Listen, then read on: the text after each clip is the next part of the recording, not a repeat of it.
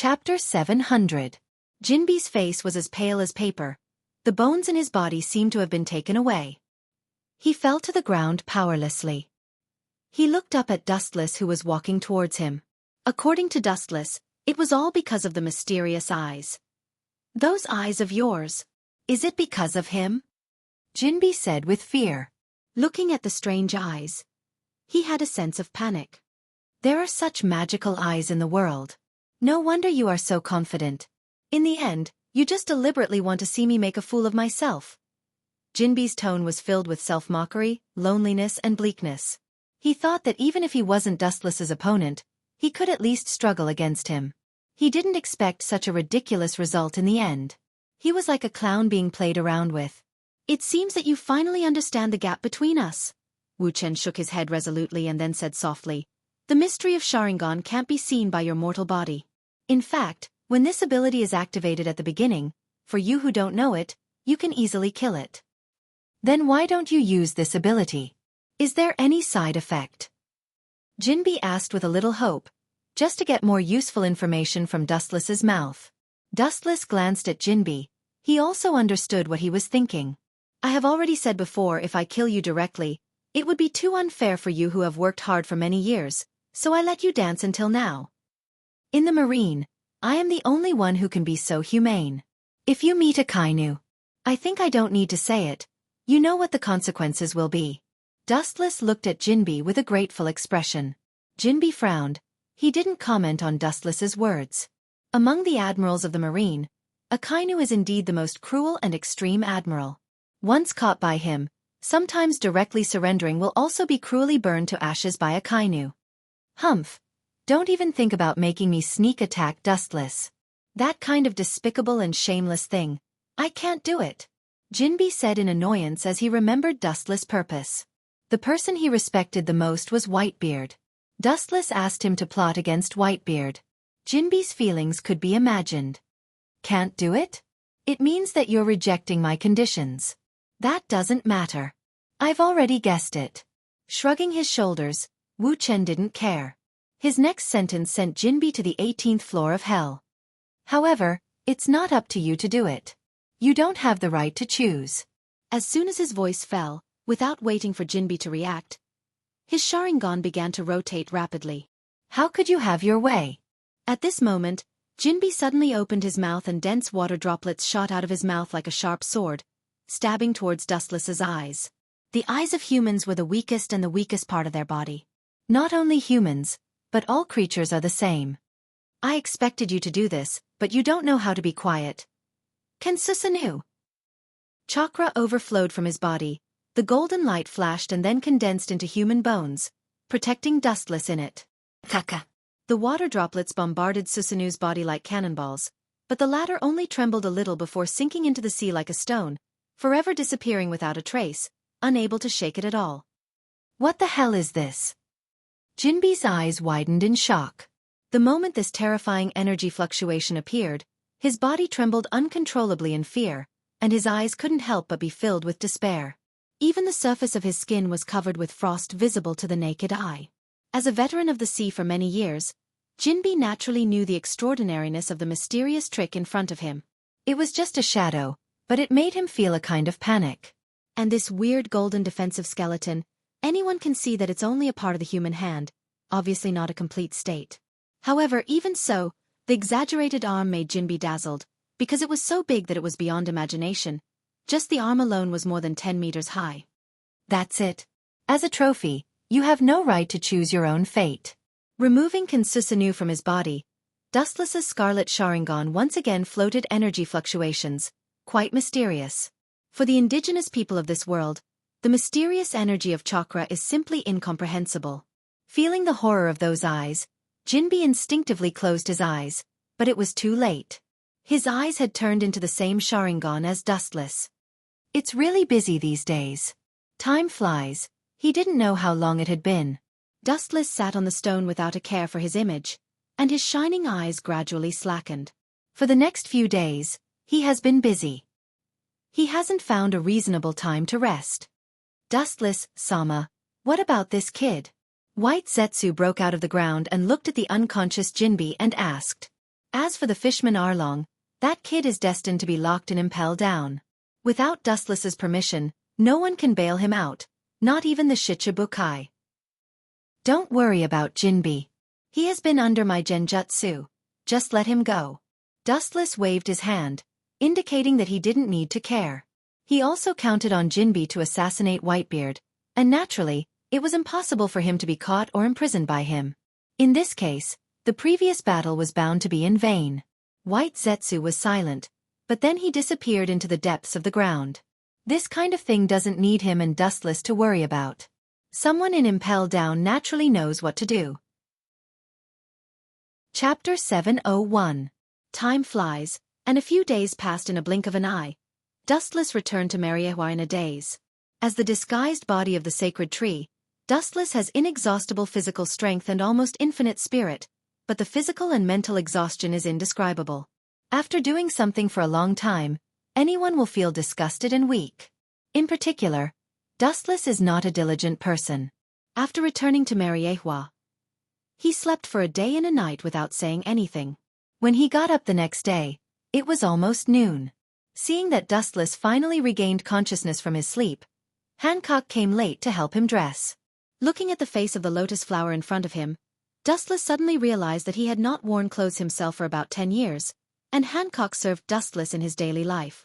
It has not changed for decades. Unknowingly, Hancock has become an indispensable part of Dustless's daily life.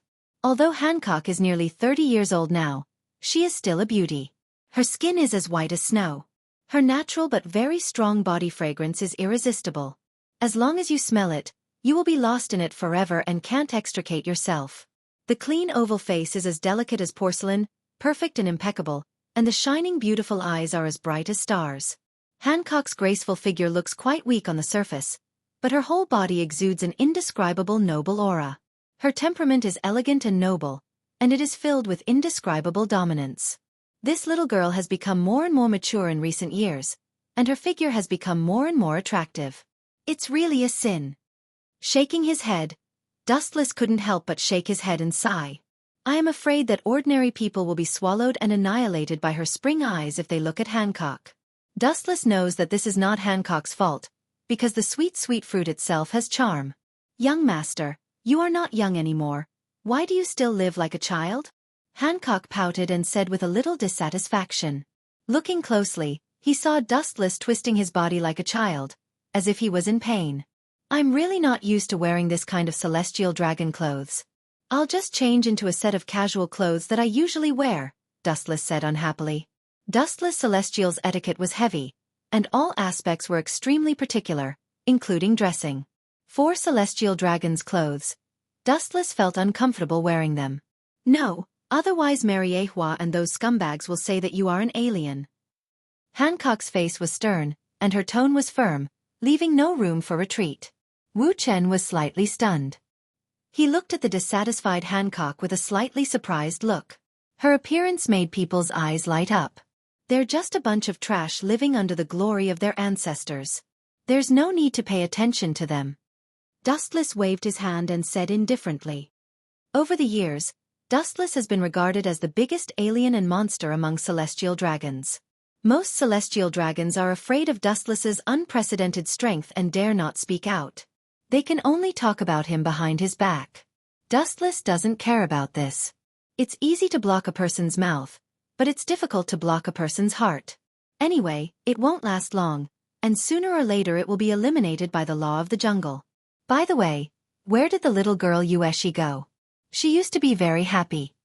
Frowning slightly, Dustless asked. Yueshi used to come to Dustless early in the morning, taking him to walk around and teasing some celestial dragons who didn't open their eyes. Miss went to bed at 3 or 4 o'clock in the morning last night, and now she's still in bed. Hancock said helplessly, the father and daughter are the kind of people who like to stay in bed. Hey, this is really a once-in-a-lifetime opportunity. Hearing this, Dustless smiled happily, but in Hancock's ears, it was particularly gloomy. Go and find me a set of suitable clothes. The clothes of celestial dragons are too bulky and not suitable for walking. Dustless, who was uncomfortable, said unhappily. No, master, that group of people will talk about you behind your back. Hancock still can't give in. For her now, Dustless is everything to Hancock. It is a shame to be degraded by the group of incompetent celestial dragons. Are you sure you don't want to take it? Dustless asked with a smile. Hancock nodded resolutely and still refused to give in. Gotcha! The violent chakra rushed out of the body. Dustless's celestial dragon's clothes were shattered in an instant, revealing strong and smooth skin. Master you! Seeing this scene, Hancock couldn't help but be dumbfounded. Suddenly, she felt her body was light and was hugged by Dustless. The hot breath of the man entered her ears and nose. Hancock's face was red, although she and Dustless were not the first time. Disobeying this master, you must be punished. Dustless's face had a playful smile, and his eyes were particularly explicit, easily penetrating human clothes. Hancock was not a naive little girl. She already understood what Wu Chen wanted to do. Her face turned red. She knew that it was still daytime. You are too cunning. It turned out to be a once-in-a-lifetime opportunity. Hancock struggled with a red face, realizing that Dustless was deliberately like a turtle in a jar. Wu Chen didn't care about this and just laughed it off. Appetite and lust were part of human nature. He was really stifled. This period of time, that brat Yu she had been making a ruckus all day long, causing him to not have a suitable opportunity to nourish himself. Now that Yu she was sleeping, such a rare opportunity, Wu Chen naturally wouldn't let it go easily. Chakra erupted from the palm of his hand, and Hancock's clothes suddenly turned into debris. Chapter 702. Although there are essential differences between Dustless and other Tenryubito of Mariehua, they are still quite similar in some aspects, such as the aspect of women. Creak! Creak! The powerful force made the big bed creak. In the corridor there was a pleasant symphony, and because it was too intense, it gave people the illusion that the whole villa was swaying with it. This relaxing and intense battle only ended in the afternoon. Young master, you are too reckless. Hancock's face was red, and pink charming dimples appeared on her face. After a long drought, at this moment, she was like a bud waiting to bloom, beautiful and moving. She was like a peerless fairy, moving and tugging at people's heartstrings. The extinguished flame in Wu Chen's heart burst out again uncontrollably. Young master, Miss should have woken up. I'll serve her to dress. The shy Hancock quickly escaped. Wu Chen's eyes looked as if he wanted to swallow her, causing Hancock to be frightened. She hurriedly fled like a fox. Because of Dustless's abnormal physical strength, Hancock was devastated and walked unsteadily. This little girl. She is so charming. Opening the window and taking a breath, Dustless's heart calmed down and he stared at the blue sea in the distance. His heart began to wander, thinking about the current situation. The Straw Hat Pirates are now just young fledglings and can't be used. The New World's Yonko, 4 Emperors, has been quite quiet recently. Of course, because Dustless kidnapped Fire Fist Ace, the Whitebeard pirates have been on the verge of going berserk. Many pirates who had a grudge against Fire Fist Ace in the past were suppressed by Whitebeard in bloody means. Dustless, Sama. Pure white broke out of the ground and White Zetsu came into sight. 7 warlords of the sea, Crocodile, recently investigating the underground palace of Alabasta. White Zetsu revealed the whereabouts of Crocodile. His tone was unprecedentedly dignified. This guy was an ambitious person. He was as dangerous as his nickname, Sand Crocodile. He usually lurked quietly in the water. Once he launched an attack, it would be a fatal attack. In particular, Crocodile and Dustless still had a great grudge, and it could even be said that they would not rest until one of them was dead. That kid. He's too naive. What's the movement on the Marine's side? Sengoku has been paying attention to Crockett's movements and should have made a preparation plan. Dustless was very sure. A few years ago, Sengoku had put Crocodile on the blacklist. Although he was a Shichibukai, Sengoku still treated him specially and secretly sent Marine spies to monitor his every move. Dustless, as a high-level Marine, also knew this. Crocodile is very scheming and terrible. The intelligent Sengoku naturally knows that he joined the Shichibukai for other purposes and has never been careless with Crocodile. Sengoku has noticed the relationship between Nico Robin and Crocodile. It seems that he has sent Kizaru over. White Zetsu said solemnly. He didn't sympathize with Crocodile. This guy was just a chess piece. Robin was actually Dustless's people. Once she was caught by Kizaru, the consequences would be unimaginable. Maybe Nico Robin will be killed directly. White Zetsu's tone was worried. Nico Robin was secretly arranged by Dustless for the Straw Hat Pirates. If she was killed by Kizaru, it means that everything done before may be in vain. Impossible. Sengoku will not kill Robin. It is estimated that he will let Robin secretly interpret the poneglyph and plot the location of the ancient weapon, Pluton. Dustless instantly understood Sengoku's intentions. From the beginning, the world government has been chasing after the ancient weapons. If they can catch Nico Robin, they will not kill her, but use her genius brain to find the trace of Pluton. But Robin is my people. It's not Kizaru Ronching's turn to point fingers. His eyes flashed with cold light. Dustless's tone was cold.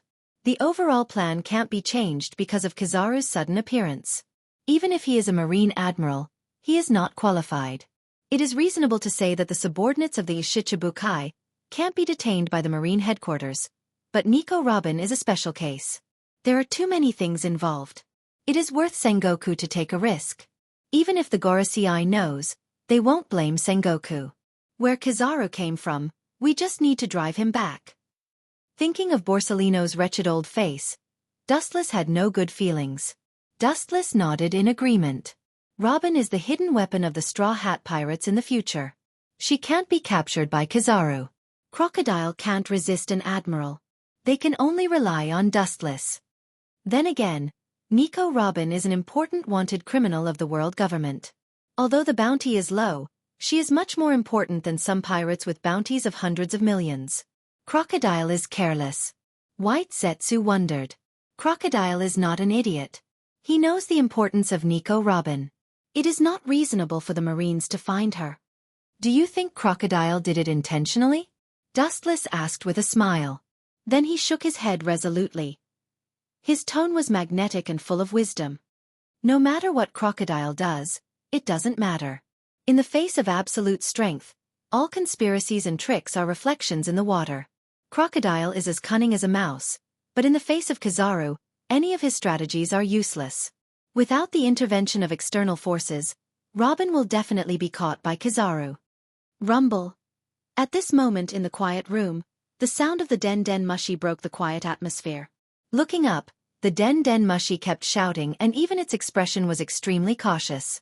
Dustless's brows furrowed slightly but still walked over. Chapter 703. Wu Chen strode forward with his head held high. There was a heroic spirit surging between his brows. Even though this world had been disrupted by him, some general events were still unavoidable. For example, the Alabastan incident is still the same as before. The only change is that the Marine Admiral Kizaru suddenly intervened. However, the distorted script only needs a little correction to return him to his original position. Long time no see, my fleet admiral. Without waiting for Sengoku to speak, Dustless joked.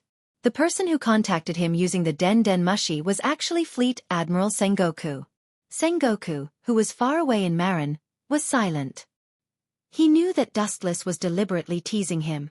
He straightened out his thoughts and went straight to the point. Kizaru has rushed to Alabasta. I hope you can rush there too. Sorry, I don't have time. Without thinking, Dustless refused directly. Hearing this, Sengoku's eyes flashed with disappointment, and then he said to the Den Den Mushi, "In that case, it's a pity, goodbye." As soon as his voice fell, without waiting for Dustless to reply, Sengoku hurriedly hung up the phone. This simple appearance made Dustless unable to react for a while, and he stood still like a stone. This guy is so free and easy for the first time. After a while, Dustless was surprised. When he refused other tasks before, Sengoku persuaded him. In Dustless's impression, Sengoku was the first time he was so straightforward. He didn't even bargain. Dustless frowned slightly. As the saying goes, there must be a demon if something is abnormal. Sengoku's behavior is so abnormal. There must be something wrong. It can't be as simple as it seems. Could it be that the old guy is testing me on purpose? Wu Chen guessed with a shrewd look. This is the most likely. Sengoku is meticulous. The most terrible thing is not his strength, but his intelligence. Sengoku is known as the wise general by the world. After a while, Dustless shook his head slightly. Only Hancock knew about his relationship with Nico Robin. Hancock naturally wouldn't betray Dustless. Gather all your clones in Alabasta. Tell me immediately if there's any trouble. Although he didn't know what Sengoku was planning, Dustless still asked White Zetsu's clones to scatter all over Alabasta. Even if Sengoku's conspiracy was flawless, it couldn't escape his eyes. Speaking of which, how is Crocodile's search for the Nether King? Dustless suddenly changed the topic and asked. Hearing this, White Zetsu shook his head and told him everything. Deciphering the poneglyph is not a trivial matter. It requires a lot of time. I don't think Crocodile has made any substantial progress. He is still playing games with the Alabastan royal family. White Zetsu's tone was contemptuous. Crocodile was much more timid than before. It was estimated that he was scared by Dustless, so he became extremely low-key. It didn't take long for him to deal with the Alabastan royal army. He sighed and felt some sympathy for Crocodile. It was because Mariehua was brutally suppressed by Dustless that a shadow was left in his heart. He began to tuck his tail between his legs and live in the dark day after day. Over the years, he rarely heard any news about Crocodile. It's like he evaporated into thin air. All of this was thanks to Dustless. If he didn't deliberately distort Crocodile's mentality, maybe the kid would be happy to be a big thief now, and he wouldn't run to Alabasta, a country full of wind and sand. He even spent several years painstakingly gathering like-minded people from all sides, establishing a huge organization, and finally took the risk of collecting the devil child Nico Robin and looking for ancient weapons. White Zetsu knew that all of this was to retaliate against Dustless for the shame that Dustless gave him. You are a man-made product. Why are you sighing, White Zetsu? Glancing at White Zetsu, Dustless's plain face showed defeat. I didn't expect that the things I created would sympathize with the enemy. Nowadays the world is deteriorating. Dustless looked melancholy and emotional. I don't sympathize with him. I just pity Crocodile's naivety. White Zetsu shook his head. He knew Dustless well. Ancient weapons are legendary things. How can it be so easy to come out? In addition, if he really finds ancient weapons, I'm afraid that the effect will be unsatisfactory. It's unrealistic to expect Pluto to make a comeback. There was a sigh in his words, and White Zetsu's face was full of pity. The outside world didn't know Dustless's secret at all. White Zetsu, who inherited part of Dustless's memory, knew that the master was unfathomable and powerful. If you have to find a creature that can defeat Dustless, only the legendary god. Crocodile, don't worry about him, he's just a pawn. Monkey D. Luffy can deal with him.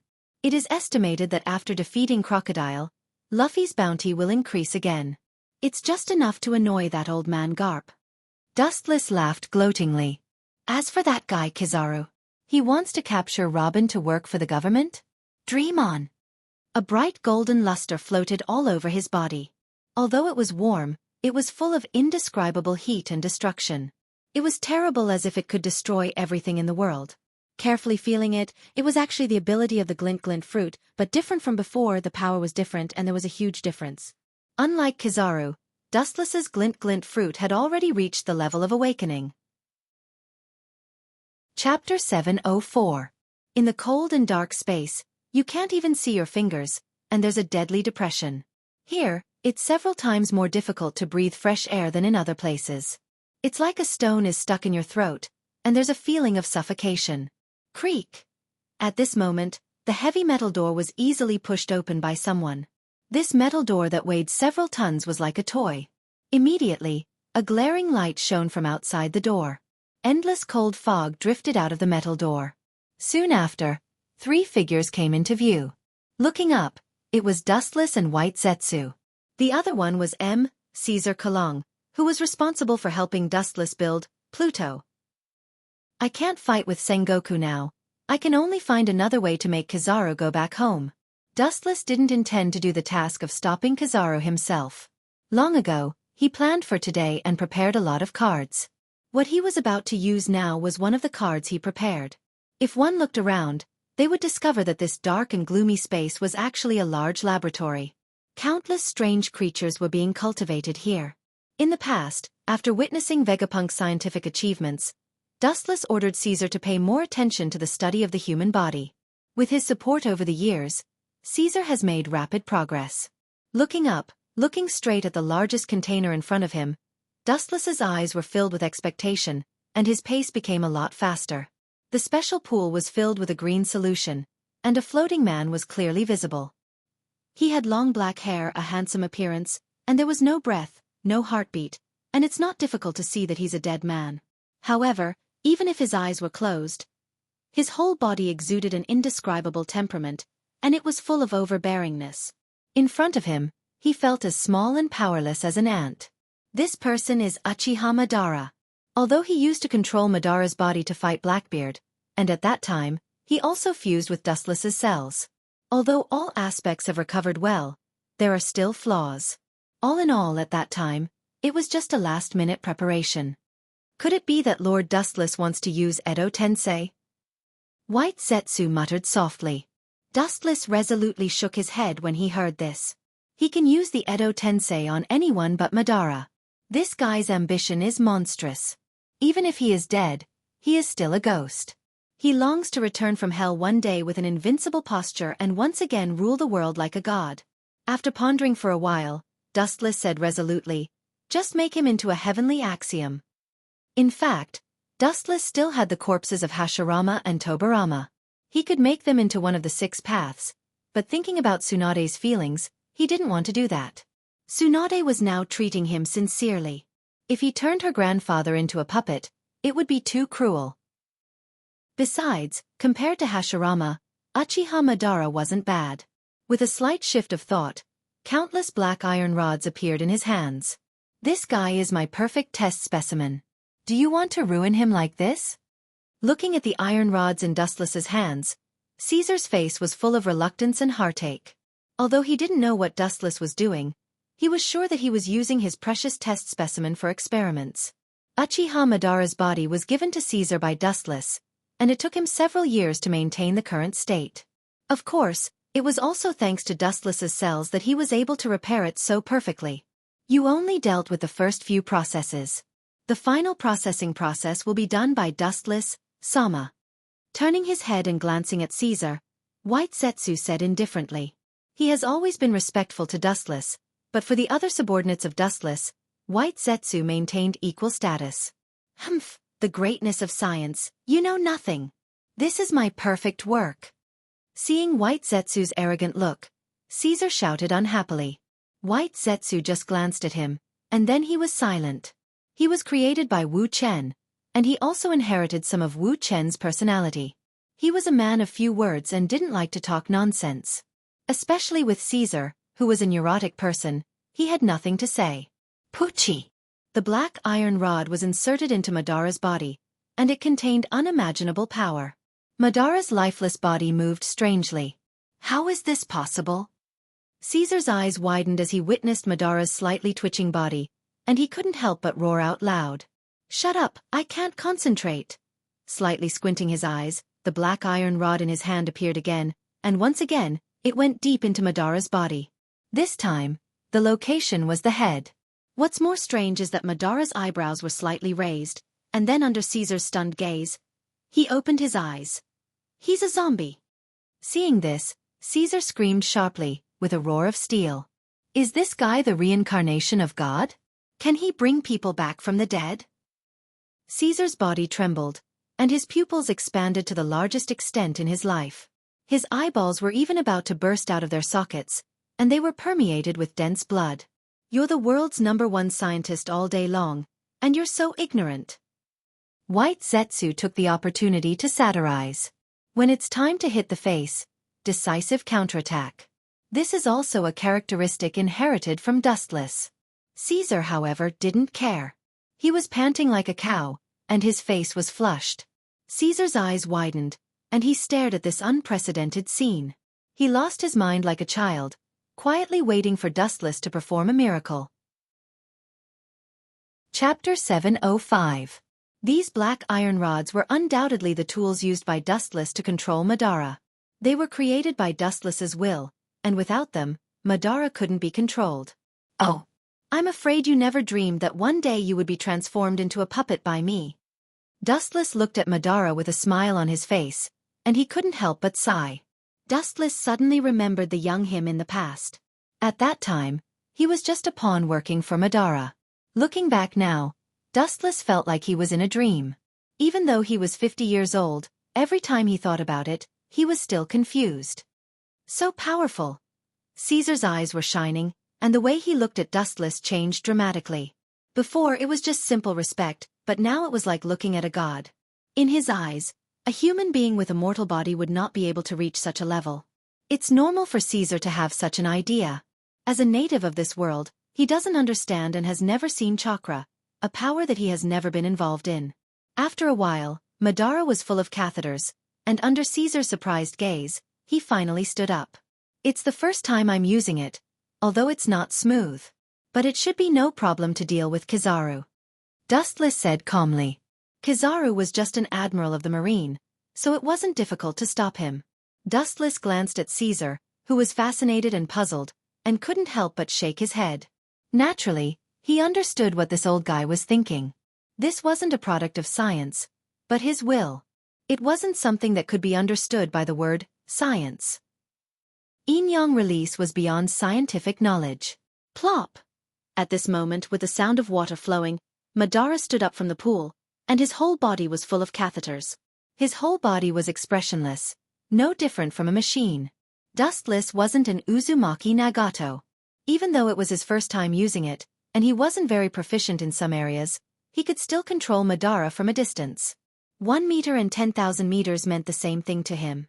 He was not like Nagato, who sneaked up on Mu Yi and insisted on running near Mu Yi to strengthen his control of Heavenly Way. Mariehua only needed to control the Heavenly Axiom. As for the other 5, maybe Madara isn't enough, so it's better to test it on someone else. White Zetsu tentatively suggested. Hearing this, Dustless glanced at him faintly. Driving Kizaru away doesn't mean killing him. 1 tendo is enough to deal with him. Caesar listened in confusion. He didn't understand the conversation between Dustless and White Zetsu, but he understood the general meaning. When these things were in their complete state, there should be 6 of them. Is it only perfect if there are 6 of them? Caesar's tone was doubtful. Although he didn't know the strength of this Uchiha Madara in front of him, one thing was certain. Something that Dustless personally made would definitely not be weak. And listening to Dustless's previous words, he wanted to use this thing to deal with Kizaru, who was a marine admiral. You're quite clever. White Zetsu joked. If he could find an opportunity, he wouldn't mind hitting Caesar. This guy relied on the fact that he built Hades for Dustless. He usually thought that he was superior and arrogant. Not to mention White Zetsu. Even Doflamingo sometimes didn't put him in his eyes. Wu Chen's forces could be short of anyone, but Caesar could not be short of. Humph. Caesar looked at White Zetsu fiercely, and then asked with a face full of curiosity. This kind of thing can you? No. Before Caesar's voice fell, Dustless directly said. He understood what Caesar meant. It was estimated that he wanted to ask what kind of thing the black conduit on Uchiha Madara's body was.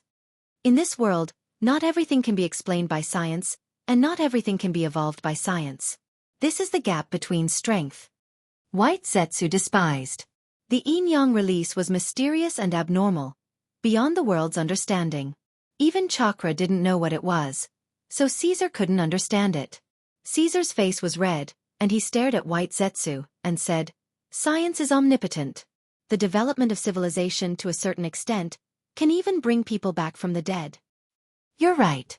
For Caesar's words, Dustless nodded in agreement. There is a saying that every profession has its own master, such as Hades, an ancient weapon crowned with the title of God, is a product of science and technology. It can't be underestimated, and it was made thousands of years ago. In short, there is no limit to everything, and there is no absolute. Everything has its own way, and when it evolves to the extreme, it will turn into something magical. Humph. Caesar looked at White Zetsu and gave him a look of exultation. He looked arrogant, and his excited expression was full of provocation. These 2 guys. Seeing this scene, Wu Chen was speechless about these 2 buffoons who liked to bicker. Then, he swaggered away and left the dark laboratory. At the same time, Uchiha Madara quickly put on his clothes and walked out of the laboratory with a cold expression. For Crocodile, Dustless naturally wasn't interested in such a small character. The purpose of creating Uchiha Madara was to stop Kizaru. Otherwise, Robin would be caught by that wretched old man. Dustless also counted on Robin to be an undercover in the Straw Hat Pirates, so naturally, he couldn't do as Sengoku wished. In the future, when it comes to cleaning up the Marines, Tendo will do it. It will save me the trouble of doing it myself. With a gloomy smile, Dustless said. Although he was also an admiral of the Marine, his purpose was different from Sengoku's, so he couldn't let Sengoku do what he wanted. Chapter 706. As soon as he stepped out of the dark laboratory, an anxious figure came into view. The newcomer's skin was wheat-colored, with golden hair and fiery red feathers all over his body, exuding a gloomy and depressing atmosphere. The corner of his mouth outlined an elegant smile. Dustless recognized the person in front of him, or rather in the whole world, only Doflamingo dressed like this. He is also Dustless's dedicated henchman. Many things are handled by him. For example, Doflamingo, who is over 40 years old this year, is at the level of an admiral and is quite powerful. At the moment, his face was full of anxiety and his brows were wrinkled. Obviously, something bad has happened. I heard that you have been living a good life these days. Before Doflamingo could speak, Dustless spoke first. Because Doflamingo is one of the 7 warlords of the sea, he alone controls the business of both the black and white side, and no one dares to stop Doflamingo, so his business is getting bigger and bigger. He has been living a good life in recent years and is very carefree. Dustless also turns a blind eye to this. Doflamingo secretly sells all kinds of firearms and a large number of artificial devil fruits. It is estimated that he has earned at least tens of billions of berries over the years. Of course, people like Dustless and Doflamingo have a diluted concept of money. It is just a number. The most important thing is that a large number of devil fruits and smuggled firearms can make the world chaotic. This is also the reason why Dustless indulges Doflamingo. Doflamingo's old face suddenly collapsed. He took off his sunglasses, revealing a worried face. He looked sallow and emaciated, and it wasn't hard to see that he had been unusually troubled recently. The side effects of the artificial devil fruit army formed by 100 Beast Kaido came out. He killed the subordinates I sent to accept berries and also shouted to expose me for selling fake goods. The artificial devil fruit that Doflamingo sold to Kaido was a defective product developed by Caesar. It has a lot of side effects. After a long time, it will drain a person's body and drain the host's own energy. It will not take long for the host to die of exhaustion. Selling fake goods. So what? You're making money out of nothing, Dustless said with a straight face. Anyway, there is no guilt in it, and the berry that Kaido sent was just ill-gotten wealth. That bastard, he said that he would inform the Marine headquarters about the news of me selling artificial devil fruit. Doflamingo gritted his teeth and roared. That old man is quite smart.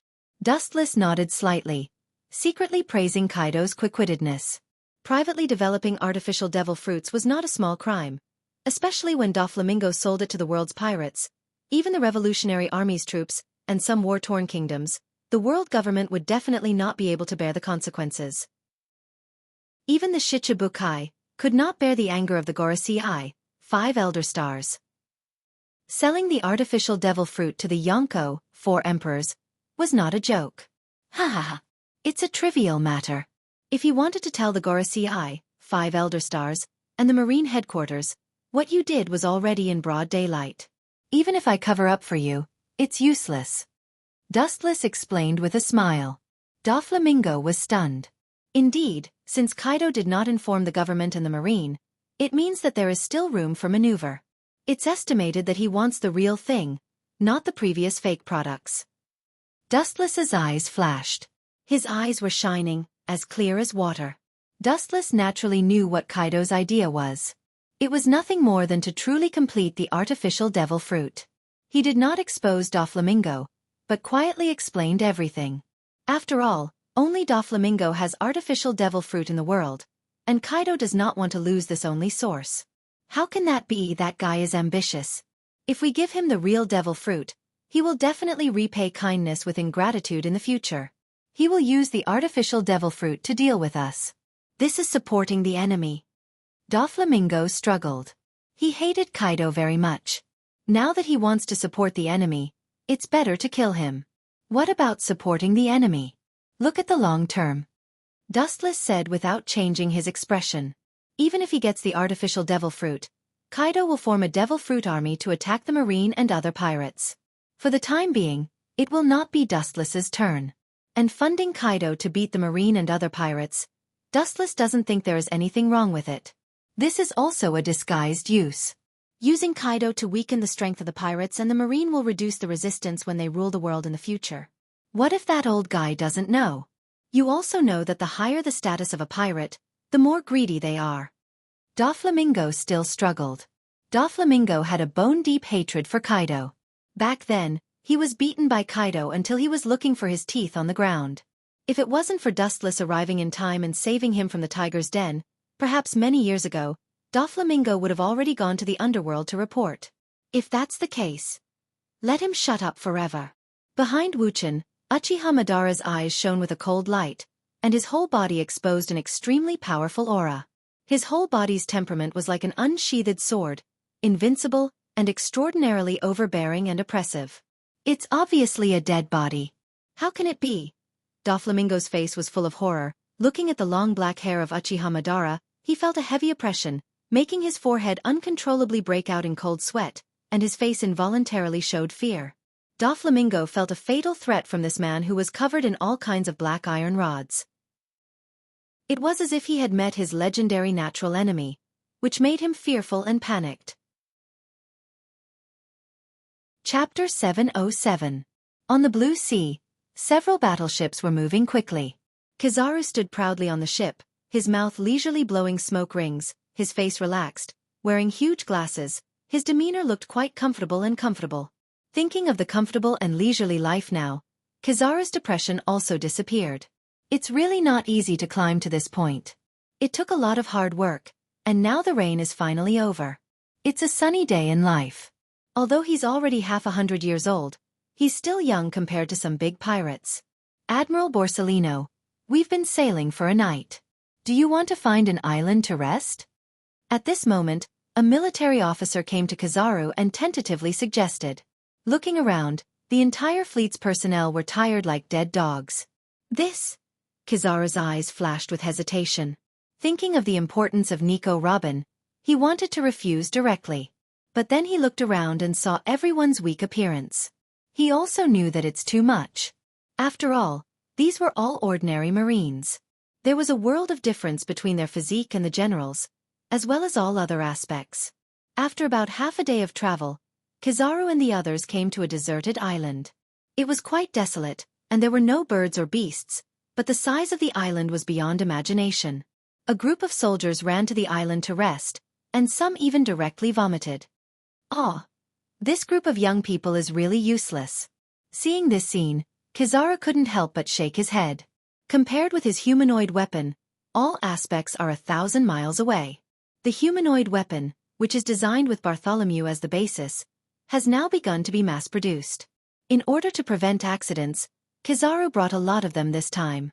It's just that these are machines, and they don't need to get off the ship, so they stay on the battleship. Kakaka? At this moment, on the shore of the nameless island, strange ripples suddenly splashed on the sea surface. It spread rapidly like a wave, and in an instant, it spread hundreds of meters away. Immediately, under everyone's gaze, several marine battleships slowly sank. Even with Kizaru's calm temperament, he was stunned. He looked at the scene in front of him with a surprised face, and immediately his wretched old face twitched. Although he didn't know what was going on, there was only one possibility for this strange supernatural imagination. They were attacked. You've got guts. A cold light emerged in his eyes. Kizaru wiped his glasses. His squinted eyes enlarged, emitting a dangerous light. His eyes looked straight into the depths of the sea, and immediately his whole body emitted a golden flash. His whole body gradually collapsed, losing its texture, and a large number of photons all floated to the clouds. Using the characteristics of the glint-glint fruit, Kizaru was able to float in the air for a short period of time. In just a few seconds, he was able to condense extremely dense flashes of light. The dazzling narrow light pulsed in Kizaru's palm, covering a surprisingly large area.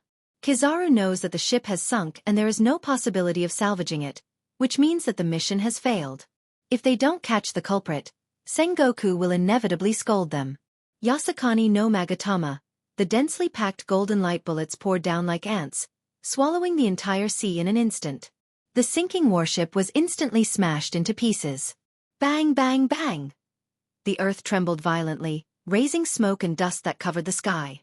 Looking straight ahead, there were more than a dozen shadows in the hazy smoke and dust. All of them escaped from the Navy's sunken warship. However, in the face of Kizaru's exaggerated attack, he didn't care about them. Whiz whiz whiz, the golden light bullets were mighty, annihilating everything in the world. Even if the warship was disintegrated, the raging golden light bullets did not stop attacking, but went straight to the dark shadow in the depths of the sea. Under the perception of observation hockey, Kizaru clearly perceived the location of the dark shadow. Smart. The mysterious dark shadow on the bottom of the sea raised a playful arc, looking at the light bullets that were about to hit him into a sieve. His face with a black catheter swept a sneer. Bang! At the bottom of the sea, it was as if he was on land, ignoring the gravity of the sea and jumping out of the sea. This guy. Who the hell is he? He can float in the air. Kizaru's eyes widened, and his dry mouth was round.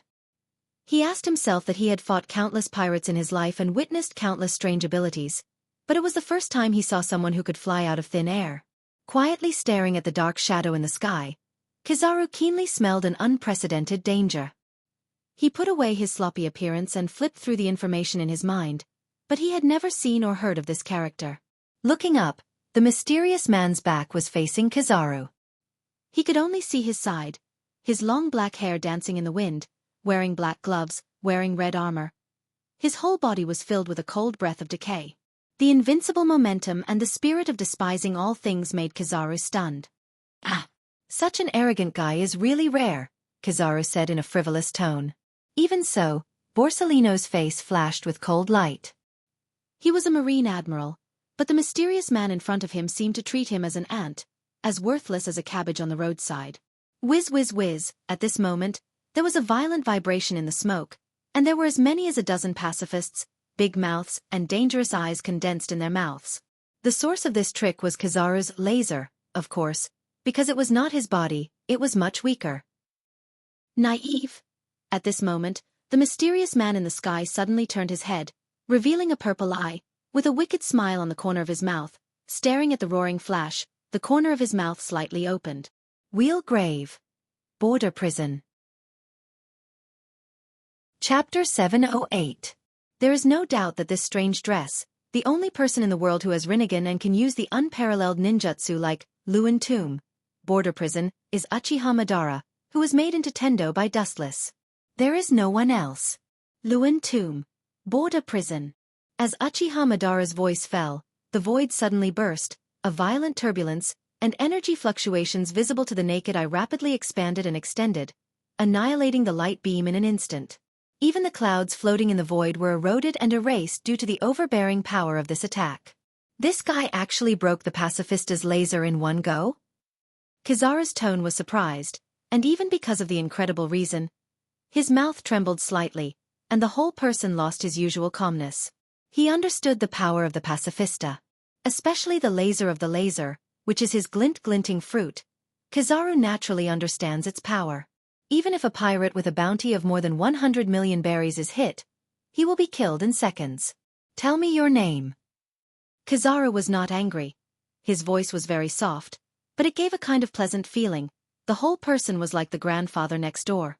All in all, Kizaru at this moment gave people a very strange feeling, and even the marine on the side was puzzled. Uchiha Madara. Uchiha Madara looked at Kizaru with his hands crossed in front of him. Tendo Uchiha Madara raised the corner of his mouth slightly, and then his lips opened slightly, calmly saying his name. Uchiha Madara? Kizaru, who had never heard of this name, frowned, and his mentality that had not been angry for many years flashed anger, and there was always an unknown fire burning in his heart. He didn't know why, but he always felt that Uchiha Madara's every move and every word was full of contempt, as if nothing in the world could be reflected in his eyes. Kizaru, this kid is smart. Dustless, who was far away in Mariehua, laughed. Others may not know what Kizaru meant, but he understood very well that Kizaru actually stretched out his intention to win him over. After all, Uchiha Madara has no bounty, and his strength is not bad. If he can be pulled into the marine, it will be a blessing. The idea is beautiful, but the reality is really cruel. The mission is complete. It's time to retreat. Completely ignoring Kizaru, Uchiha Madara showed everyone his back. His simple appearance made everyone stunned. Kizaru and the others felt worse than eating 10 pounds of flies. In front of this man, they were all insignificant pawns. You want to leave? How can I explain this to Sengoku? After several provocations, Kizaru's heart was as calm as an ancient well. His flame index also increased. His face was cold, and he immediately turned into a golden photon and whizzed out. The sharp whistling sound in the air made one's scalp tingle. Such a big formation. Do you think that I wouldn't notice you and purposely go easy on you? Uchiha Madara's footsteps stopped as he noticed the loud noise behind him. He muttered to himself as he formed a seal with both hands. In just a blink of an eye, a simple earth release ninjutsu was completed. Earth escape. Earthquake core. The earth behind Uchiha Madara trembled, and a solid earth wall instantly condensed, separating Kizaru and Uchiha Madara. How can such a scam work? With a sneer on his face, Kizaru's hands suddenly condensed the outline of a golden sword. Kusanagi Cloud Sword. It was a divine sword that could cut through iron as though it was mud. The sharpness of the sword was enough to cut through meteorites. The blazing heat that emanated from the sword was something that no one dared to underestimate. As long as one came into contact with it, they would be melted into nothingness by the blazing heat. Kacha! The wall that rose from the ground was penetrated by the flash of light, and then shattered with a bang. Please go to the marine headquarters with this old man, otherwise... Kizaru's words stopped abruptly as the blazing temperature hit his face. He looked up and saw a giant fireball roaring in front of him. Due to its terrifying power, the ground was scorched yellow, and hideous cracks appeared. It was no different from a riverbed that had been dry for several years. In an instant, it swallowed Kizaru and passed through his body. So strong! Looking at the fireball penetrating his body, Kizaru couldn't help but take a deep breath. Perhaps if he didn't launch his elemental transformation ability at the last moment, he would have been seriously injured. This guy. What kind of ability is he? Paramecia? It shouldn't be. Logia? It doesn't seem to be. Kizaru carefully looked at Tendo Uchiha Madara, and his clear mind fell into a dead end. It was the first time he met such a tricky enemy. However, thinking of his huge advantage, Kizaru's old face changed faster than flipping a book. The biggest advantage of the glinting fruit is its terrifying speed and powerful strength. With a golden luster, Kizaru completely ignored the distance. In less than a blink of an eye, Kizaru jumped close to Uchiha Madara. Dustless, who was far away in Mariehua controlling the heavenly axiom, just smiled indifferently and was unprecedentedly calm. Speed is power. Have you ever been kicked at the speed of light? The voice of the vicissitudes of life rang in Uchiha Madara's ears, and he looked at Kizaru's calf that had condensed a dazzling light. Seeing this, Uchiha Madara just smiled disdainfully, and the black ball that had quietly condensed in his hand was thrown into the sky. Gravity is the natural enemy of everything. Even light is no exception. Have you ever been swallowed by gravity? Admiral Borsellino. Chibaku Tensei. Chapter 709. The black sphere in the sky looked harmless and small enough to be ignored, but what frightened Kizaru was that his whole body was out of control. Instinctively, he wanted to turn into a flash of light and slip away, but the deadly gravity made him afraid to take risks, and an inexplicable voice in his heart warned him not to elementalize. Ka. The earth kept trembling and jumping, like a swamp, extremely fragile. Boom boom boom. He didn't know how long it took, and finally the earth, which could not withstand this gravity, burst open, and a huge gap appeared. The ground was easily torn apart by the penetrating gravity of Chibaku Tensei, leaving a terrible gap. Could it be that? What a joke! For the first time in his life, Kizaru's eyes showed panic. Under this boundless gravity, he couldn't move an inch. His body was invisible, as if he was carrying a mountain without a physical body, and breathing was 100 times more difficult than usual. He vaguely understood Uchiha Madara's intention to use the small black sphere as the core to form an unprecedented giant meteorite. No, I'm just sitting there waiting for death. The hesitation in his eyes turned into determination as he stared at the sphere in the sky that was about to swallow the world. Kizaru was scared, and the void was obviously changing. The terrifying gravity could even distort space and time. Once he was taken in by that thing, he couldn't do anything even if he tried his best. Without thinking, his body directly turned into a photon and whizzed out. What can you do under the gravity of Chibaku Tensei? Dustless, who was far away in Mariehua, sighed helplessly. Light was attracted by gravity. If Kizaru had been prepared in advance, he could have escaped, but he was unaware that he had been covered by gravity and was destined to be swallowed by Chibaku Tensei. The elementalized Kizaru not only did not escape the swallowing of Chibaku Tensei, but he was also quickly crushed by Chibaku Tensei. At the moment when he was about to be crushed, a little crystal mist suddenly appeared in the air. This is ice dregs? Dustless, who was controlling Uchiha Madara, was puzzled as he caught the falling crystal transparent body. Boom boom boom. The void flashed with a dazzling fire, and the broken walls immediately fell under the pull of gravity. Tendo Uchiha Madara turned his head slightly, and the figure behind him was looming in the smoke and dust. Rinnegan rippled. Far away in Mariehua, Dustless's doubts also disappeared. No wonder Sengoku called to deliberately test me. It turned out to be for this reason. It's a pity that he didn't wait for me, but he waited for Uchiha Madara. Dustless gloated with the corner of his mouth slightly raised. It's really unfortunate to meet two admirals, Tendo Uchiha Madara said with a headache. Others couldn't see the blurred reflection in the dust, but Uchiha Madara could see it clearly. His tall body was nearly 3 meters tall, not far from Kizaru's height. I don't hear any regret or misfortune in your tone. Please at least tell us your purpose for attacking the Navy out of nowhere. At least we can give the Fleet Admiral an explanation. Akiji walked out of the smoke with a lazy face. His expression was sloppy, but his voice was extremely cautious. Before this, how did you know the weakness of Chibaku Tensei? Turning his head, Uchiha Madara asked with interest. Hearing this, Akiji shook his head and shrugged. It turned out to be Chibaku Tensei. Its power is as arrogant as its name. It's not a weakness. I was just taking a gamble. I couldn't just sit there and wait for death, so I directly attacked the Black Sphere. As for whether I could save Borsellino or not, it would depend on his luck. But now, it seems like I made the right bet. Uchiha Madara heard this and nodded sincerely. The weakness of Chibaku Tensei was to attack the Black Sphere before it was formed, so Chibaku Tensei would collapse by itself.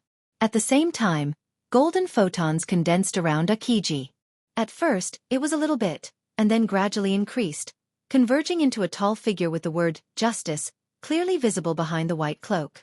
It was Admiral Kizaru, but because of the demonic scene just now, his face was a little pale and bloodless, and he was still in shock.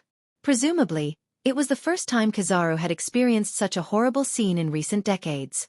It's really unpredictable. The person I was waiting for didn't come, but it seems that I'm waiting for a more powerful person. Really, why are powerful enemies always on the opposite side of the marine? By the way, you haven't returned to the purpose of attacking the marine, Akiji asked while looking at Uchiha Madara's eyes. Dustless Mariehua's mouth curled into a smug smile. The person he was waiting for didn't come, he was afraid that he was talking about him, but unexpectedly, he was waiting for Uchiha Madara. Reason? What reason do you need? When a pirate meets a marine, or a marine meets a pirate, what reason do you think is needed to fight?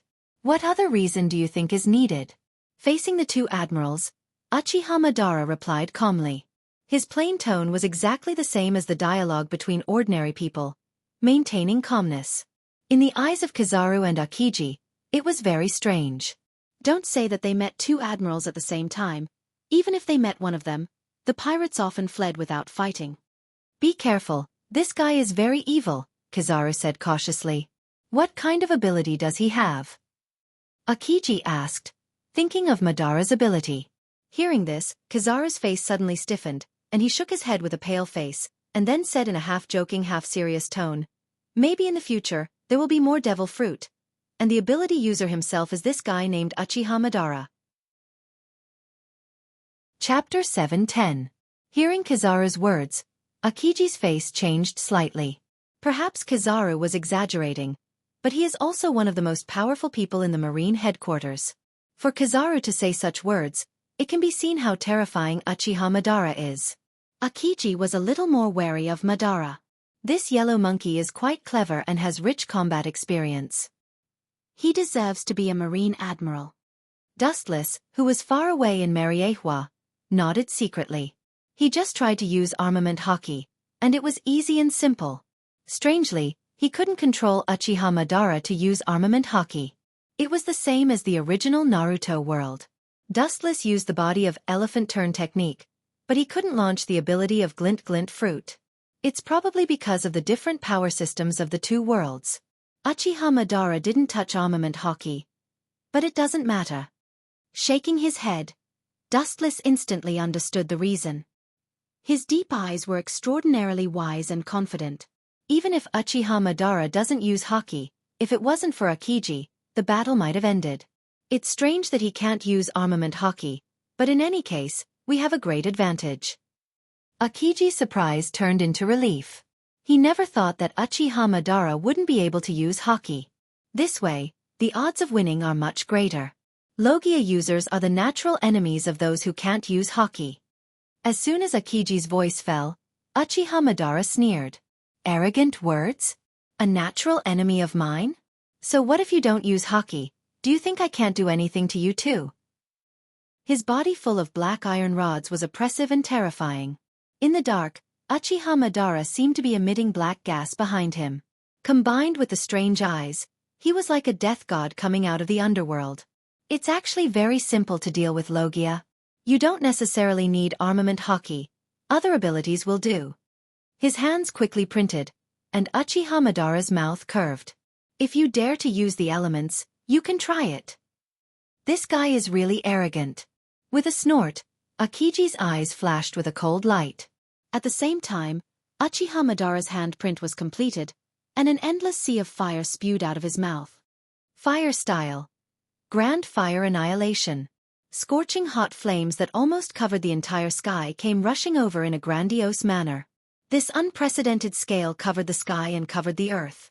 Even the sky was dyed a deep red, and the scene was extremely spectacular. Kizaru calmly elementalized, and so did Akiji. However, in the next second, Akiji ended his elemental transformation and revealed his original body.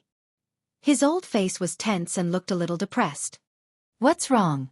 You don't dare to elementalize. Uchiha Madara teased. Akiji's expression was within his expectations. Kizaru narrowed his eyes and looked at the melted water droplets under Akiji's feet. He then looked at the hot environment around him.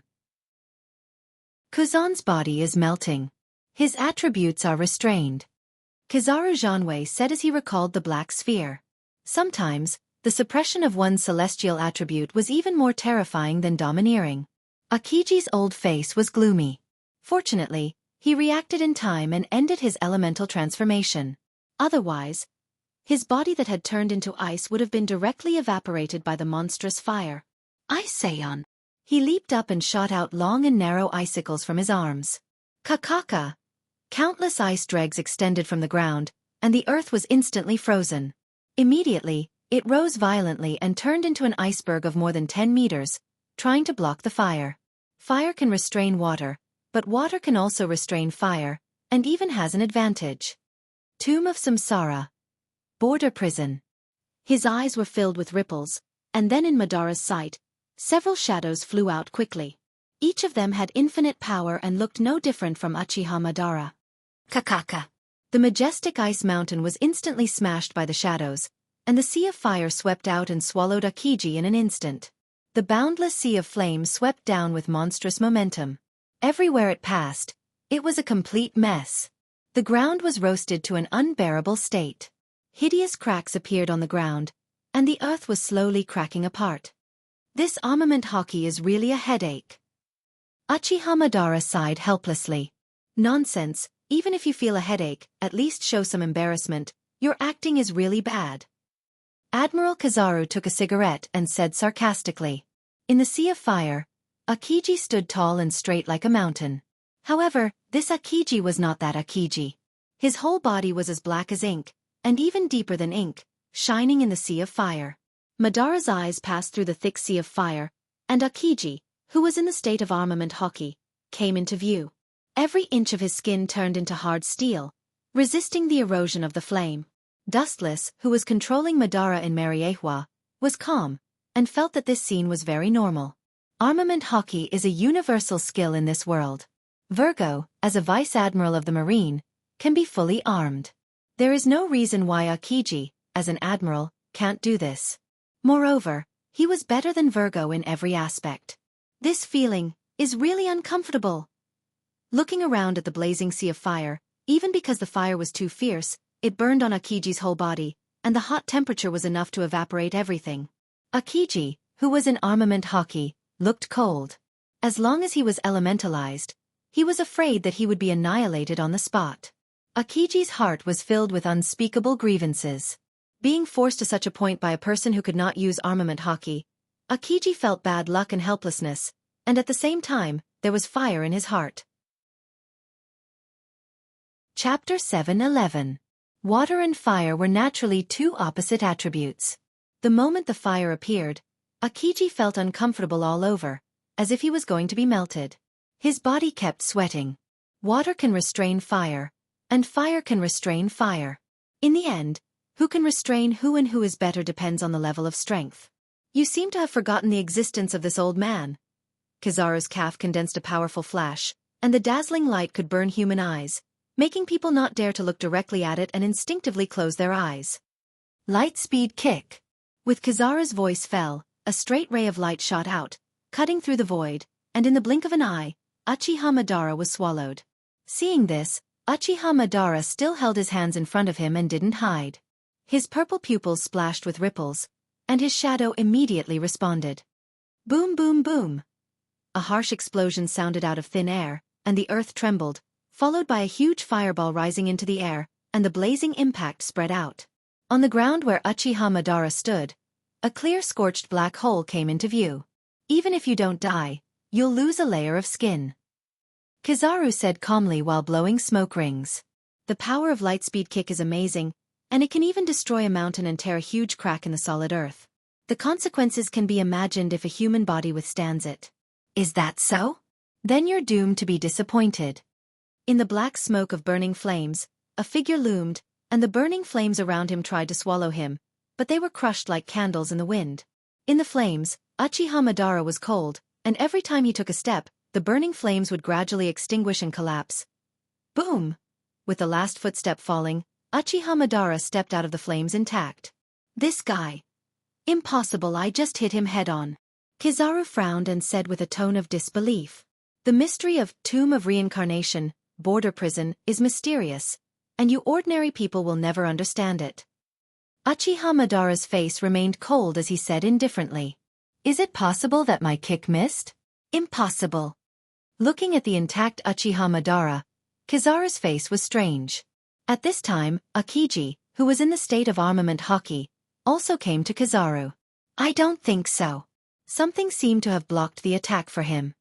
Akiji guessed. He had been observing Uchiha Madara's movements. The moment he was attacked, the flash exploded in advance, and it didn't hurt Uchiha Madara's body. You guys are quite smart. Tendo Uchiha Madara couldn't help but look at Akiji with admiration. One was probing the enemy from the front, while the other was secretly observing the enemy's every move. Their coordination was flawless. These two guys are good. It seems that in the past few decades, the strength of the three admirals has progressed rapidly. Dustless, who was far away in Mariehua controlling Tendo Uchiha Madara, sighed. The admiral's combat experience is extremely rich. Akiji and Kizaru joined the Marine when they were 20 years old. Now the youngest of them, Akiji, is nearly 50 years old. They have been fighting pirates for 30 years. 30 years of rich experience, as well as combat experience, is not a joke, especially when it comes to devil fruit ability users. Some ability users have never heard of or seen before. Therefore, the Admiral's adaptability is extremely strong.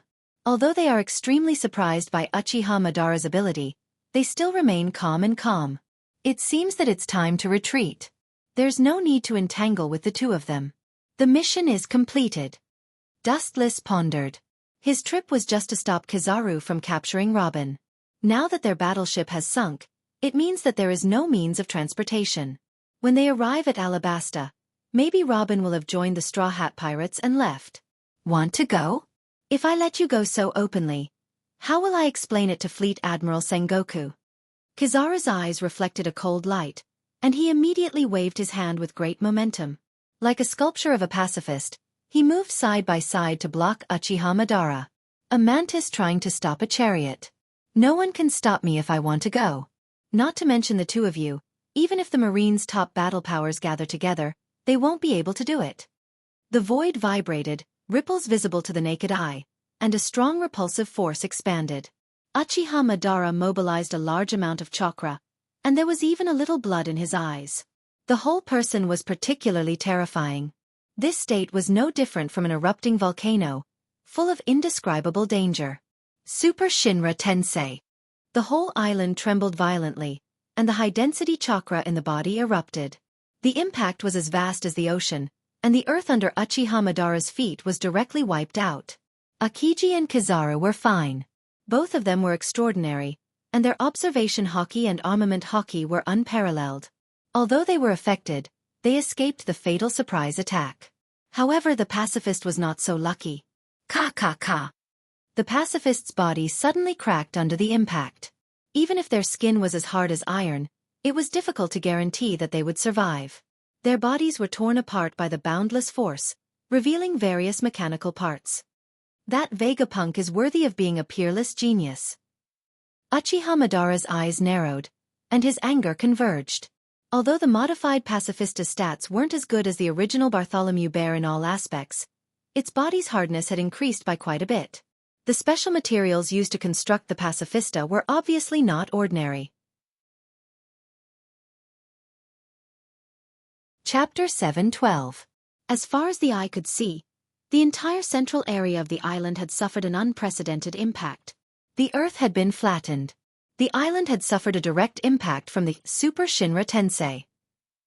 The devastated island was a shocking sight, and the giant craters were obvious. This extremely large area of effect attack left everyone dumbfounded.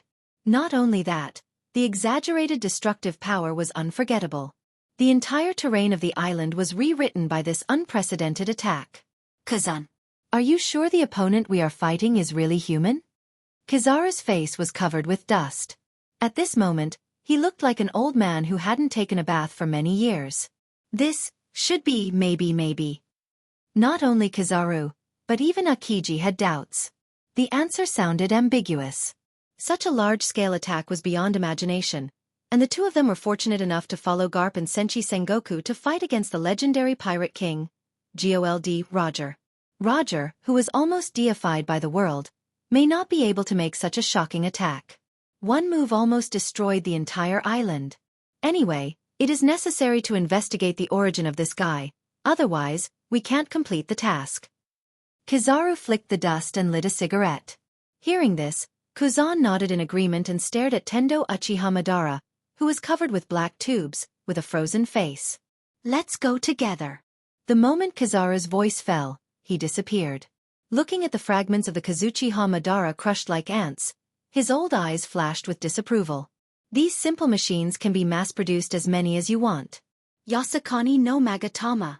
Knowing the strength of Uchiha Madara, Kizaru chose to be cautious. He waved his hand and used his most powerful move. Dark blue light erupted. Unlike the golden giant Dustless's body, a blue skeleton rose from the ground and defended Uchiha Madara.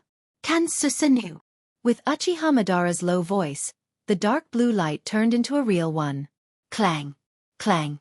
Clang. Kansusanu was swallowed in the blink of an eye. Because the light was too strong, it covered the dark blue luster of Kansusanu and dyed it golden. Ka. In the swallowed Kansusanu, the sound of bones cracking could be faintly heard. It seems that you are not invincible. Like I said, God is fair to everyone. Kizaru said calmly as he tasted the rich tobacco in his mouth. Following his gaze, the dark blue skeleton gradually collapsed. Let me give him a boost. Qingji revealed a stern expression.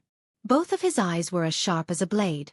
Icy cold air gathered on his right arm and quickly formed a large exquisite ice sculpture. Ice, stormy pheasant beak. A huge ice bird condensed in an instant, flapping its wings vigorously, sending out a piercing cold wind, and with a powerful impact, it swept towards Uchiha Madara. The cold and gloomy air emanating from his body could freeze time and space. Ka ka ka. At the same time, the impenetrable Susanoo that protected Uchiha Madara finally couldn't withstand the erosion of the light, and it shattered with a bang. Whoosh! The cold wind blew.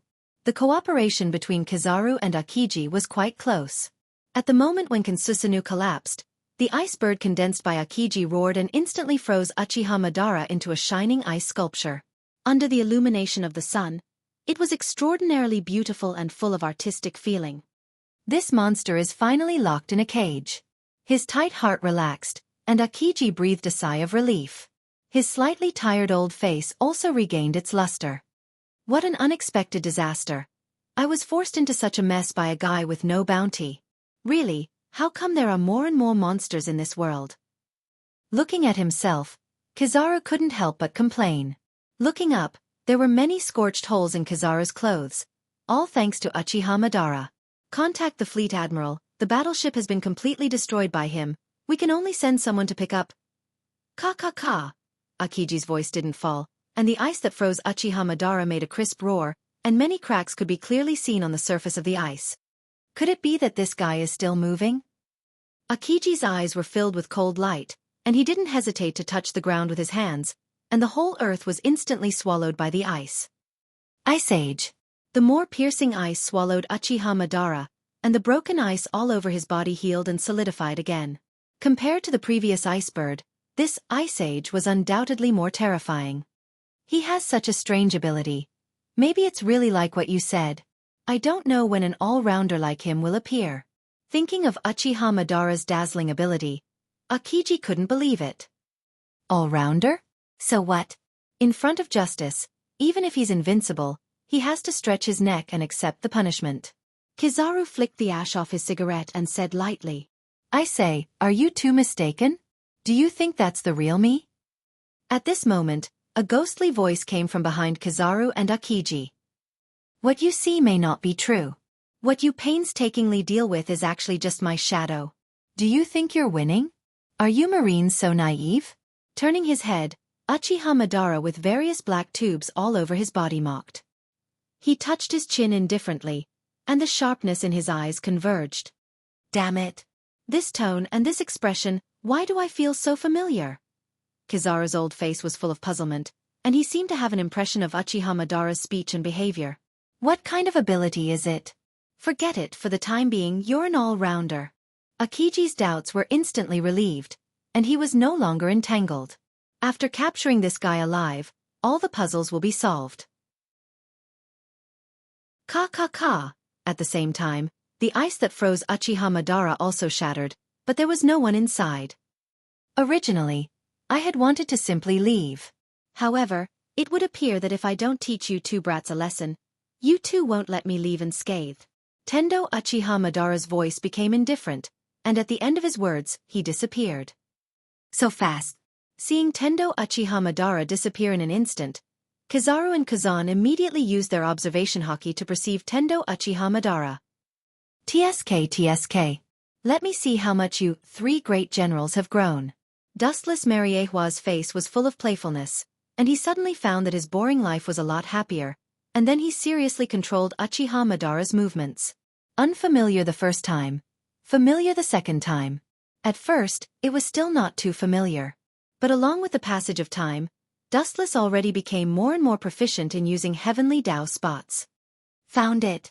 With a cold light in his eyes, his observation hockey captured Uchiha Madara's murderous intent, and the air around his body quickly froze and turned into several sharp spears. Ice, double-thorn spear. Aiming in the direction of Uchiha Madara, it immediately whistled out mercilessly. Uchiha Madara's eyes narrowed slightly, and he noticed the ice spears shooting towards him. His sunken eyes rose, his hands slightly opened, and a perfect defensive circle suddenly formed. Shinra Tensei. The 360-degree defense was watertight, protecting Uchiha Madara. The space was tightly sealed, and even the air was isolated. Bang bang bang, Shinra Tensei was enough to defend against most physical attacks, and the ice spears were easily bounced off and penetrated deep into the soil. The sharp spears were hard to imagine, and they directly cut the ground. A normal human would have been sliced in half with just a light slash. Laser!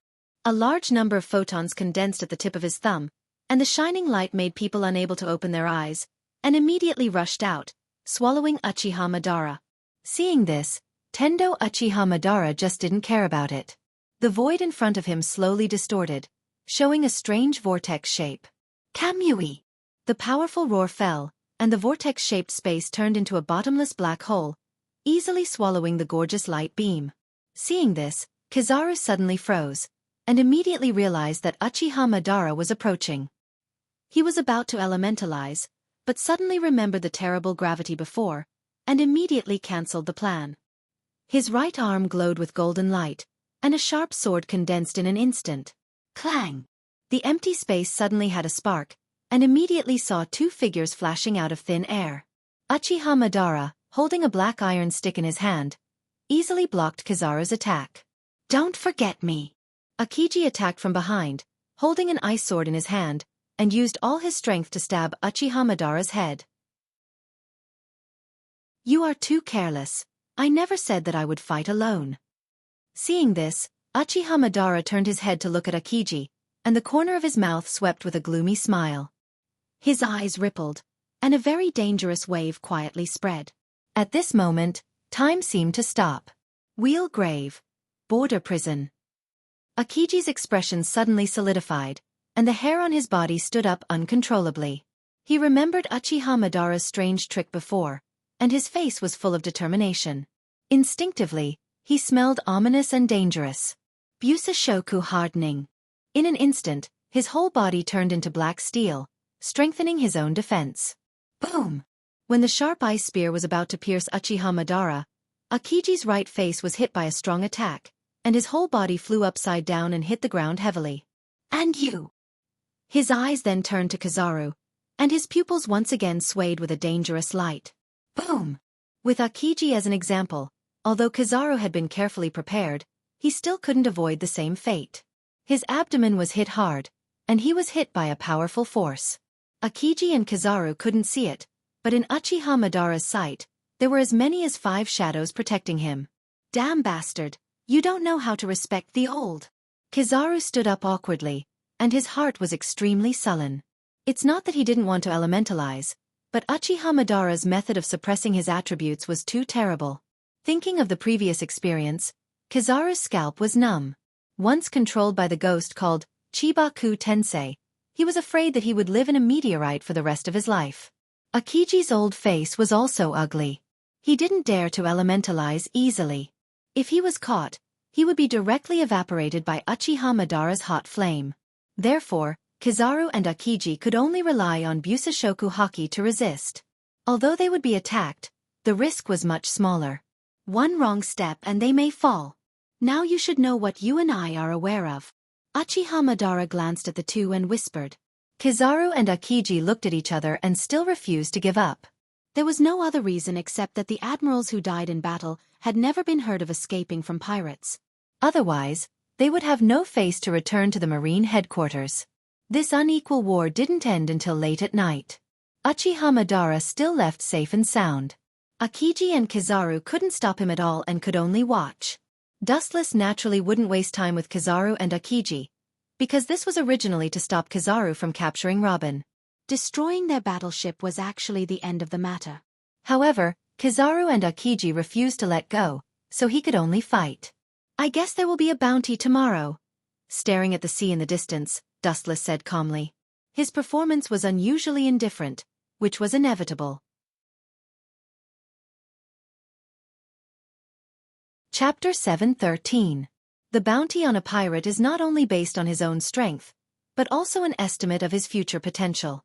Making the most comprehensive analysis, if the pirate is too dangerous, the marine may immediately destroy their high-end combat power. However, as for Uchiha Madara, it is estimated that no one can destroy him. Time passed unknowingly, and 2 days passed in a blink of an eye. On the magnificent sea, huge ripples appeared. Looking as far as the eye could see, Several giant battleships slowly moved forward. This time, the Marine Fleet Admiral, Sengoku, and the Marine Hero Garp took the lead. Can Kazan and Borsalino be trusted, Garp? Thinking of the absurd rescue message 2 days ago, Sengoku still had deep doubts. In fact, I also think it's ridiculous. They are 2 admirals. Even if they are not opponents, they shouldn't be beaten to the point where they are about to starve to death. Garp said incredulously. They are admirals, and they won't starve to death. Who knows? Anyway, we are almost there. Sengoku shook his head and smiled bitterly. He was leading the team in case of accidents, and even his old comrade Garp was involved. He was afraid that this was a trap against the Marine. Uchiha Madara? When did such a guy appear in the world? This is a sign of the coming chaos. Sengoku looked at the distant sea, and his mood was particularly complicated. Powerful enemies always stand on the opposite side of the Marine. 2 days ago, Kizaru, Akiji, and Uchiha Madara fought on the island. This island was extremely desolate, and there were abandoned rocks everywhere. Not to mention suitable prey. Even flowers and trees were rare. The Marines' battleships were all sunk, and the food and water on board, as well as daily necessities, all sank to the bottom of the sea. So Kizaru, Akiji, and others were hungry for 2 days. There was no food on this desolate island, and the surrounding sea was extremely strange. Even fish were rare, so they could only endure 2 days of hunger. It's all because of that guy. He made me so embarrassed, hateful. On the reef, Kizaru looked decadent, and he cursed Uchiha Madara listlessly. At this moment, Kizaru was unbearable to look at. His clothes were ragged, and there were burnt holes everywhere. His lips were all cracked, and his eyes were sunken. Akiji beside him was not much better. He simply lay on the ground and took a nap. From his tired look, it was not difficult to see that Akiji was also very sad. It's reasonable to say that with an admiral's physique, even if they don't eat for a few days, it wouldn't be a big deal. But after fighting with Uchiha Madara for almost a day, both of them have already exhausted their physical strength. It's useless to complain. If we want to capture that man, at least the 3 of us have to go together. Akiji suddenly opened his eyes. His turbid eyes were full of tiredness, like an old man in his twilight years. His empty stomach was growling uncontrollably. The 3 of us? You mean to add Sakazuki? Kizaru was surprised as the scattered sunlight regained its brilliance. The 3 Marine admirals teamed up to deal with 1 person at the same time. Even the current Whitebeard couldn't withstand it. Aren't you overestimating that guy? Kizaru frowned, expressing deep doubts about this. Hearing this, Akiji glanced at Kizaru, then stood up and looked at the spectacular sea in the distance. His voice was filled with endless sadness. The era in front of us is more chaotic than the era of the Pirate King. Akiji's face was complex as he said to himself with emotion. Countless pirates are fighting for hegemony, but there is only one position of the Pirate King.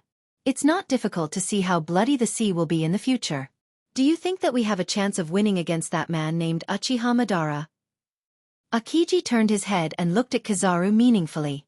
Hearing this, Kizaru was silent, and after a long time, he shook his head. After almost a day of confrontation, he and Akiji were suppressed. Uchiha Madara's performance was more like a test of the bottom line of Kizaru and Akiji's strength. Looking at the miserable island, Kizaru couldn't help but feel numb and cold sweat as he thought of Uchiha Madara's strength. Rumble. At this moment, Kizaru's stomach was also rumbling, and his old face was suddenly very embarrassed. At the same time, his heart was filled with strange emotions. The experience of these days was the biggest shame of his life. The 2 dignified admirals were forced to be so unbearable and hungry. Kizaru couldn't help but feel angry when he thought about it. Akiji didn't care about this. Perhaps, the 3 of us together may not be the opponent of Uchiha Madara. He is too terrifying, and his strength has reached a point where we can only look up to him. Akiji said with fear. Ship? It seems to be a marine ship. The fleet admiral is finally here. Suddenly, Kizaru found a black dot in the distant sea, and the frustration on his face disappeared. Akiji nodded and looked at it. It was indeed a marine battleship. This time we lost face. As the highest battle power of the marine, we actually let the fleet admiral and Garp personally come to rescue us. Am I dreaming now? Kizaru said with a smile on his face. Akiji nodded undeniably. He also felt the same way. Sometimes he thought that this was a dream, but it was just a joke played by God. However, the flattened island, the crushed mountain, and the island where all the creatures were killed, obviously told Kizaru and Akiji that this was a cruel fact. Chapter 7:14. About half an hour later, the Marine's battleship finally docked on the shore. Fleet Admiral Sengoku and Vice Admiral Garp stepped onto the island and looked at the flattened island. Both of them looked at each other with astonishment. This attack seems to cover the whole island. After a moment of sluggishness, Sengoku, who recovered from his shock, said with a shocked face. It's not that he hasn't seen a large-scale attack. Kizaru belongs to that kind of attack. But it's the first time in his life to see such an exaggerated attack that flattened the whole island. Garp also nodded in amazement. His eyes were wide open and full of horror. He has fought with countless pirates, but he has never met anyone who can do such an exaggerated thing and change the geological structure of the entire island. Sorry, Fleet Admiral, we failed our mission. At this moment, Kuzan and Kizaru came side by side, with guilt on their faces. Their old faces were full of exhaustion, as if their souls had been taken away. Their eyes were dull and turbid. Seeing this scene, Sengoku took back the words he was about to say, and then waved his hand with great momentum, indicating that the two should go to the ship and rest for a while. From the wounds on Kizaru and Akiji's body, it's not difficult to see that they have experienced an unprecedented battle before. This world, there's another great person. Sengoku sighed. His complex tone was filled with endless sadness. Looking at the island that was almost dismembered, not to mention Kizaru and Akiji, even he had a feeling of soul trembling. Sengoku knew that the root cause of the failure of this mission was not Kizaru and Akiji. Sengoku, are you going to return empty-handed? Garp was surprised to hear the loss in Sengoku's tone. The Marine Fleet Admiral has always been the master of the hawk without seeing the rabbit. Asking him to give up the prey and return empty-handed is worse than killing him. The Uchiha Madara that Kizaru and Akiji talked about? Sengoku asked. Garp shook his head and said, I'm talking about that devil's child Nico Robin. Aren't you going after her? Sengoku's old face suddenly collapsed, and his tone was bad. If I knew the loss was so heavy, I wouldn't have taken Nico Robin. After that, Sengoku boarded the ship angrily. Garp's old face grinned as he looked at the fragments of the pacifists all over the place. He sighed and followed Sengoku's footsteps to board the battleship again. No wonder Sengoku was so angry. The two generals were beaten like rabbits. Even the newly developed humanoid weapon was crushed like an ant. It would be strange if he was happy. Time flew by, and 7 days of effort quietly slipped through his fingers. The latest bounty list flowed out of the Marine headquarters and spread all over the world. Most of the names on the list were emerging pirates from all over the world, including Straw Hat Luffy. In just a few hours, the news had spread to every corner of the world. He thought it was just a sparse and ordinary bounty list issued by the Marine headquarters, but a strange bounty image soon plunged the whole world into a storm. The man in the painting was tall and big, and there were all kinds of black iron rods on his body. His cold eyes looked down at the sky, and his awe-inspiring gaze looked down at everything in the world. The first impression he gave was that he was arrogant. The most surprising thing was that his bounty was as high as 500 million berries. It was as if a heavy stone had fallen into the water, setting off huge ripples. The whole world was boiling and in chaos. Pirates all over the world were talking crazily as if they had been injected with chicken blood. It's not that there are no pirates with a bounty of 500 million berries. On the contrary, there are many pirates in the second half of the Grand Line. But the man named Uchiha Madara in front of him was obviously a newcomer. His first bounty was as high as 500 million berries. Looking at the history of pirates in the past decades or even longer, it has never happened. The shock to the whole world can be imagined. A newcomer like the sea has a bounty of 500 million berries. This sky-high bounty made many veteran pirates feel ashamed, and they shouted that they want to take a look at this kid who has just entered the Dao. All in all, Uchiha Madara's name instantly became the object of discussion among pirates all over the world. Oh, Sengoku, that old man. Dustless of Mariehua naturally also received the information. Looking at the list of bounties of 500 million berries in his hand, he instantly understood the intentions of Sengoku. With the strength of Tendo Uchiha Madara, 500 million berries is indeed low. It should be 1 billion berries, or even 1.5 billion berries. White Zetsu was also puzzled by this bounty. Uchiha Madara's strength is definitely more than 500 million berries. He can easily defeat 2 marine admirals.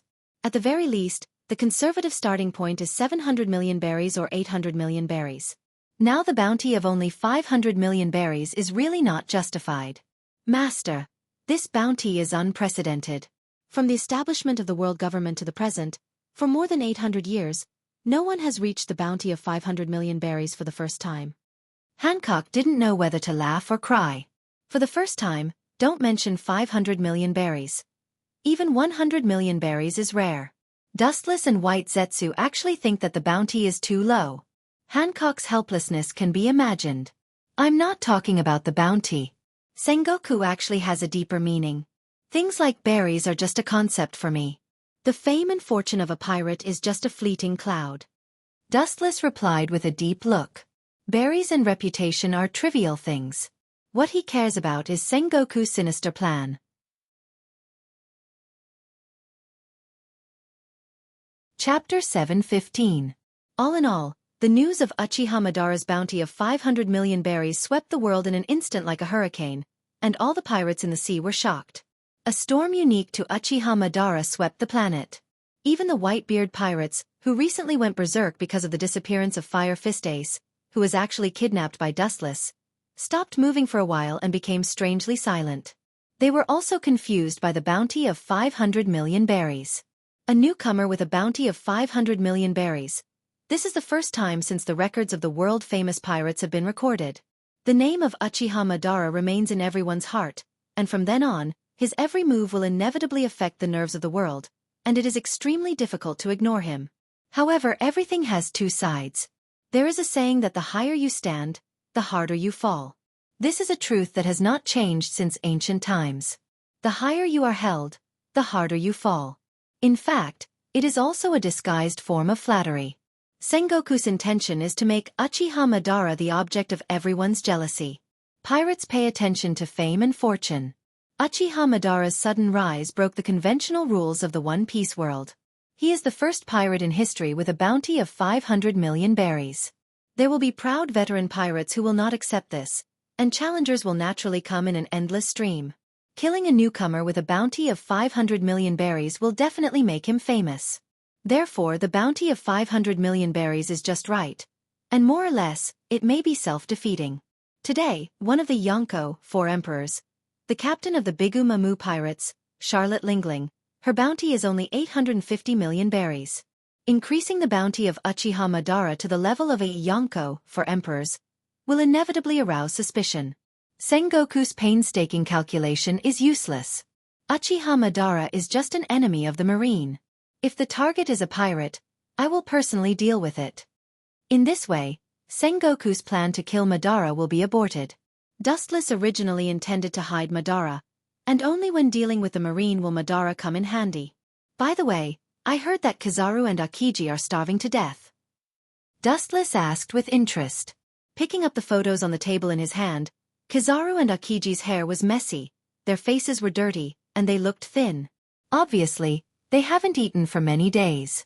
They looked quite similar to the drug addicts Dustless used to live in the third dimension. There is no doubt that all this is thanks to Uchiha Madara. The Super Shinra Tensei destroyed the entire island in one fell swoop. Only Akiji and Kizaru were struggling. They couldn't even find food to appease their hunger, so naturally they were starving. The Navy should try to cover up this kind of photo. How can it be published in the newspaper? Isn't this hitting their own face? Wuchen wondered. Kizaru and Akiji's embarrassment was also published in the newspaper, becoming the contrast of Uchiha Madara. There's no such thing as an impenetrable wall in this world. Sometimes the more you want to hide something, the faster it will be exposed. Hee hee. Baizu's face was filled with a wretched expression as he spoke. He even had a gloating smile on his face. Hearing this, Dustless glanced at White Zetsu. If he didn't guess wrong, it should be this kid who exposed the news to the marine. In this regard, Wu Chen is too lazy to care about it. This is not a bad thing. Although he is also a marine admiral, the world government and the marine headquarters are not in the same bed as each other. Wu Chen is naturally happy to fight the arrogance of the marine. Since the emergence of the 3 admirals in the past few years, the marine headquarters has been extremely high profile, often taking the initiative to attack the pirates of the New World, and the 7 warlords of the sea colluded with the 7 warlords of the sea. Over the years, they have eliminated many vicious pirate groups. Today's New World is barely calm. At least, as long as the Yonko, 4 emperors, don't make trouble, the sea is relatively peaceful. This sudden incident is the first time that the marine has made a fool of themselves, and the protagonists are 2 admirals. The impact is unprecedented. I think Sengoku is more uncomfortable than eating a fly. In a trance, Dustless seemed to see the angry look of Sengoku, and his eyes glowed. There is no doubt that Sengoku didn't expect Uchiha Madara to appear out of thin air. The reason and motive are also inexplicable. It seems that he is just like other pirates, holding the mentality of becoming famous in the world.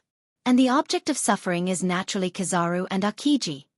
What about the movements of the Straw Hat Pirates? They should have landed on Alabasta.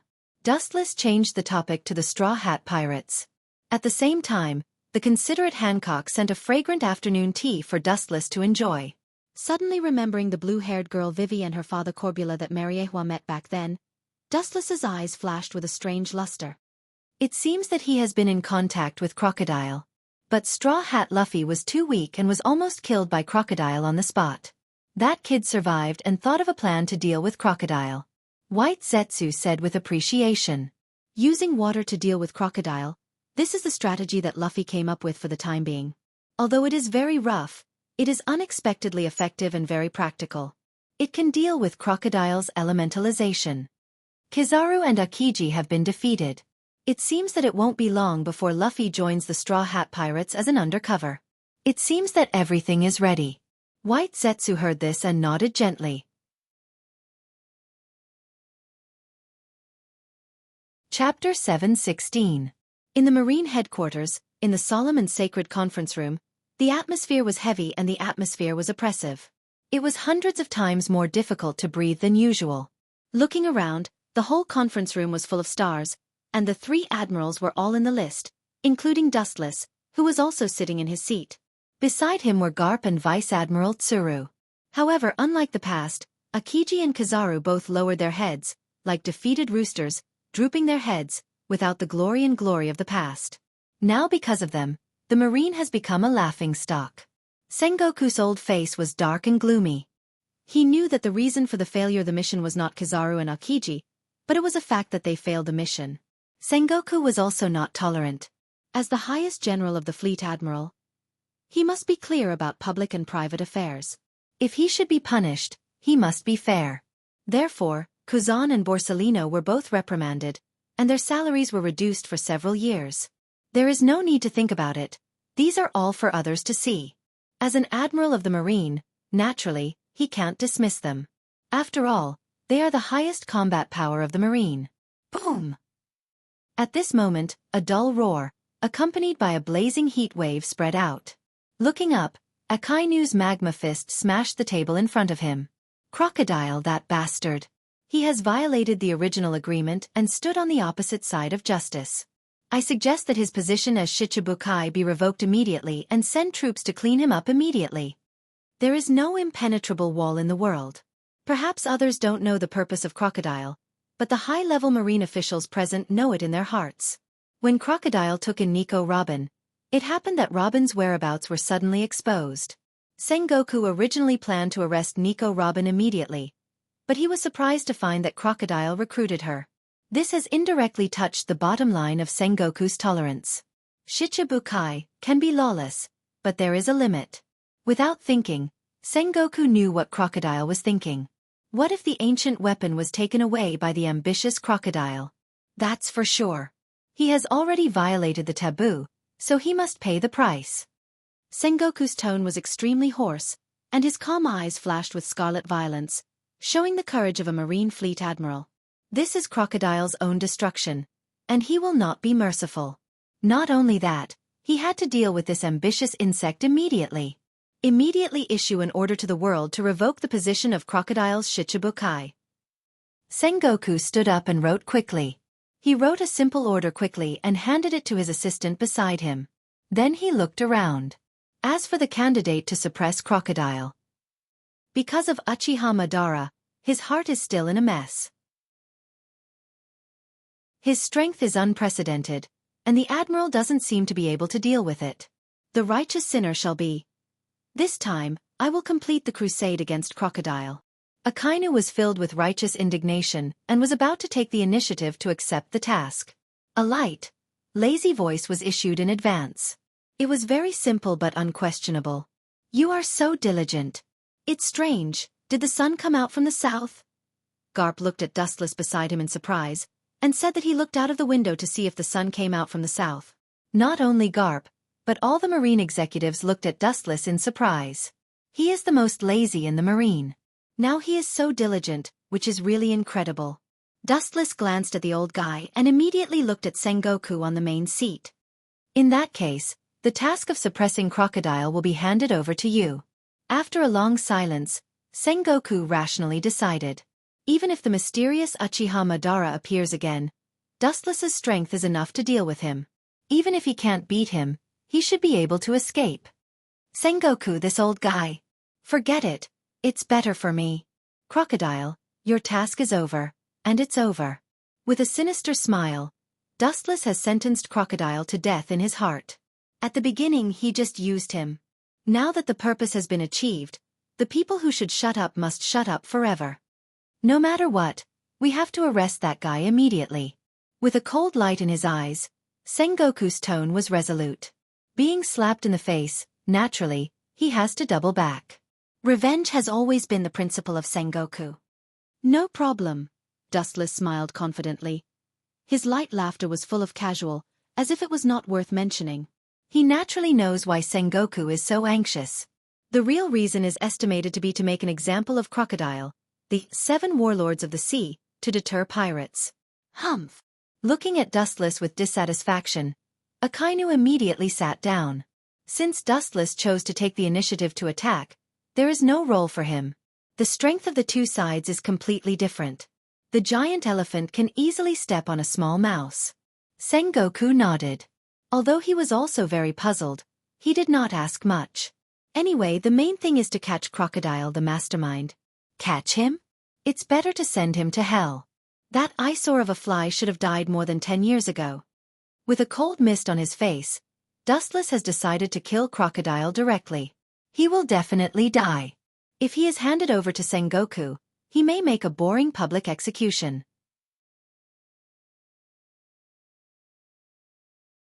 Chapter 717.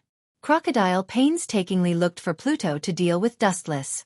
For such an ambitious enemy, Dustless used to let him live for more than 10 years. Now that the time has come, he will never tolerate him. I promise to complete the task. Saluting Sengoku, Dustless smiled and promised. When Sengoku saw this scene, he felt strange. He didn't know why, but he always had a strange feeling in his heart. Not only Sengoku, but other marine generals also stared at Dustless. They always felt that his words were insinuating and had other meanings. After a few words of greetings, the hours-long meeting ended. Time flies, and in a blink of an eye, 3 days passed. Although Sengoku asked to arrest Crocodile as soon as possible, it was easier said than done. The journey to Alabasta alone took 7 days. Moreover, due to Wu Chen's deliberate procrastination, he still hadn't left the military headquarters even after 3 consecutive days. Is your justice so sluggish? How dare you? On the seaside of Marin, Dustless leisurely basked in the sun. His personal maid Hancock also followed this time, standing quietly beside Dustless, waiting for orders. A group of marine bosses stood around, staring at Dustless with dissatisfaction. This guy has been basking in the sun for 3 days, and even brought his maid. Where did he come to perform a task? Obviously, he came to show off his superior life. The hot-tempered Akainu couldn't hold back his temper. Although he had been beaten by Dustless, he couldn't help but ask, "Your justice is too slow. In that case, let me deal with Crocodile." Dustless glanced at him faintly, then took the goblet handed by Hancock and drank the red liquid in the cup. "I'm waiting." Dustless stared deeply into the void in the distance and whispered, "Waiting." Hearing this, all the Marines were stunned and looked at Dustless. Dustless was too lazy to explain to this group of people. He closed his eyes and leisurely basked in the sun. Luffy and Crocodile were already fighting. He just needed to pick up the ready-made crocodile. He couldn't run away anyway. In just 3 days, after the debut of Uchiha Madara and the 500 million berries bounty on his head, another piece of news that shook the world came out. Crocodile was removed from the title of 7 Warlords of the Sea. Everywhere in the 4 seas, as well as the New World, were extremely shocked. The Marines seemed to have been injected with chicken blood in the past 2 days, and all kinds of actions were confusing. Alabasta, the sky was filled with yellow sand. Because of Crocodile's secret interference, the Miracle City, which was originally born in the desert, was filled with wind and sand.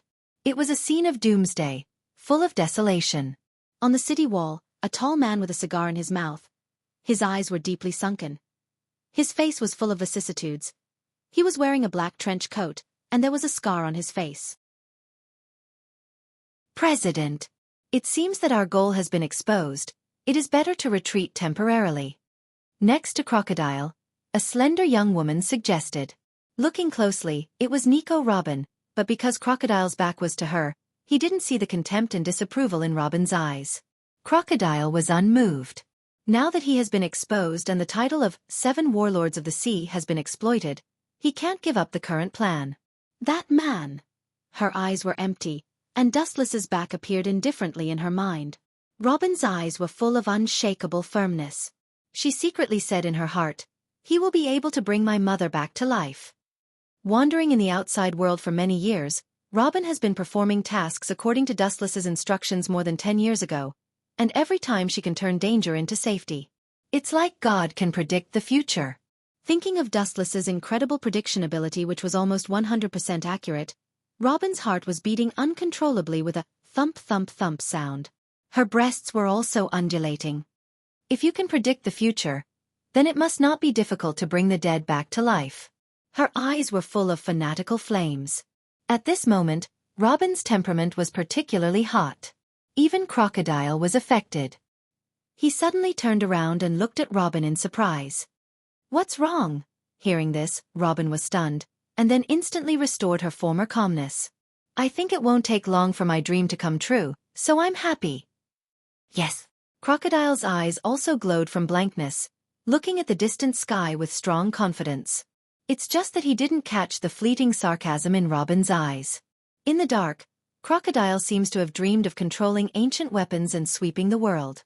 Of course, there is also Dustless's appearance of fleeing. Rubber pistol. At this moment, with a loud shout, a fist rose from the ground, extended without limit, and smashed directly from the bottom of the tower. "That kid is not dead yet. Forget it, it's not too late to kill you this time."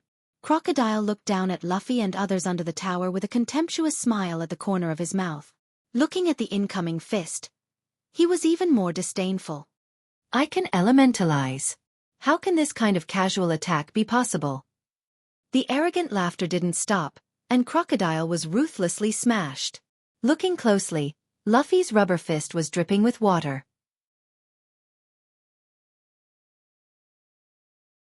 Chapter 7:18. Robin looked at Crocodile with pity, and her beautiful eyes were somewhat sympathetic. This idiot seems to think that only armament hockey can subdue him. Crocodile, who was caught off guard by Luffy, fell to the ground like a meteorite, splashing a lot of dust. Because he didn't react in time, his face was covered with dust. "Bastard, a half-baked person who can't use armament hockey can touch my body. Is this water?" His face suddenly solidified and he touched the water stains left on his wound. Crocodile was stunned and his mind was blank for a while. Such a strange situation is the first time he has encountered it. "President, be careful of that rubber kid." Seeing that Crocodile didn't wake up, Robin roared with an anxious expression, and even because she was too excited, her tone was filled with unprecedented sharpness. Boom! Despite the first reaction, Crocodile's face was hit head-on and his body flew out. With a loud bang, the ancient city wall suddenly collapsed and burst. "That's all." On the surface, Robin pretended to be worried, but in her heart, she disagreed. Although this crocodile is a top force like the Shichibukai, his vision is completely different from the young master's. He is like a rag picker. Spitting out her tongue, Robin's heart was merciless. Sometimes in order to cooperate with Crocodile, she has to work hard to be ignorant and obey Crocodile. Her inner entanglement can be imagined. Robin had once followed Dustless for a period of time. She was the complete opposite of the ignorant Dustless she used to be. Her knowledge of all aspects was extremely comprehensive, and she was even more familiar with the weaknesses of nature ability users. In addition to armament hockey, the weakness of the attribute is enough to deal with.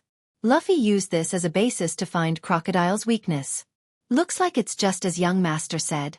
This seemingly careless brat actually has a wise side to him. Above the tall building, overlooking the confrontation between Crocodile and Luffy below, Robin's beautiful face showed appreciation, and she was quite surprised by Luffy's wit. At the same time, the scuffle between Crocodile's subordinates and the Straw Hat Pirates under the city wall also began. After a short thought, Robin was about to help Crocodile. After all, she was still Crocodile's subordinate and couldn't turn a blind eye. Ka ka ka! Suddenly, the ground beneath his feet cracked. White Zetsu broke out of the ground.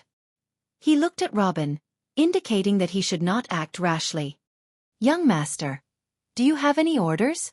Robin asked calmly. His eyes were as calm as water. Apparently, she was already used to this scene.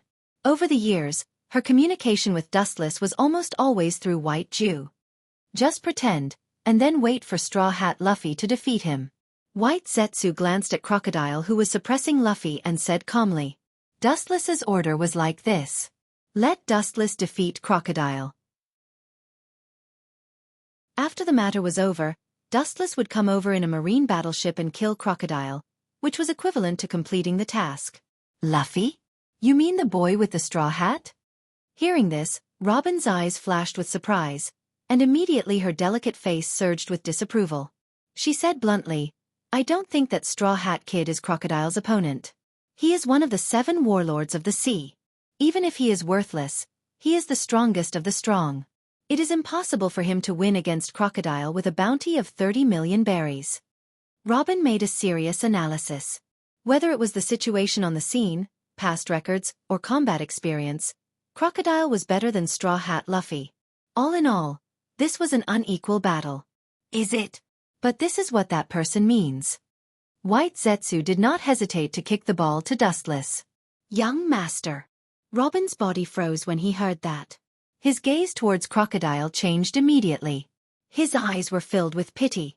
It was obvious that he was looking at a prisoner. This woman's change is too fast. I just mentioned Dustless, Sama, and she immediately jumped ship. White Zetsu was speechless. Originally, Nico Robin was optimistic about Crocodile, but after White Zetsu said that, she immediately joined Luffy's camp. Her position was too weak. Although I don't know why the young master is so optimistic about Straw Hat. But in the past 10 years, the young master's predictions have never been wrong, so it should be true. She put down the straw hat, and her eyes were full of firmness. In short, just let nature take its course. When Luffy defeats Crocodile, you can use the Den Den Mushi to notify me. His voice fell, and without waiting for Nico Robin to make any response, White Zetsu's body drilled into the ground again, and like a ghost, he disappeared without a trace. Seeing White Zetsu disappearing like a gopher, Robin chose to respect Dustless's will. Now, in her world, the only living person is Dustless, omniscient, omnipotent supreme existence. Sometimes, when she thought of Dustless's incredible prediction ability in the past, Robin would be more excited than ever, like a crazy fanatic. After all, predicting the future is a divine stroke, and Robin's blind worship is pardonable.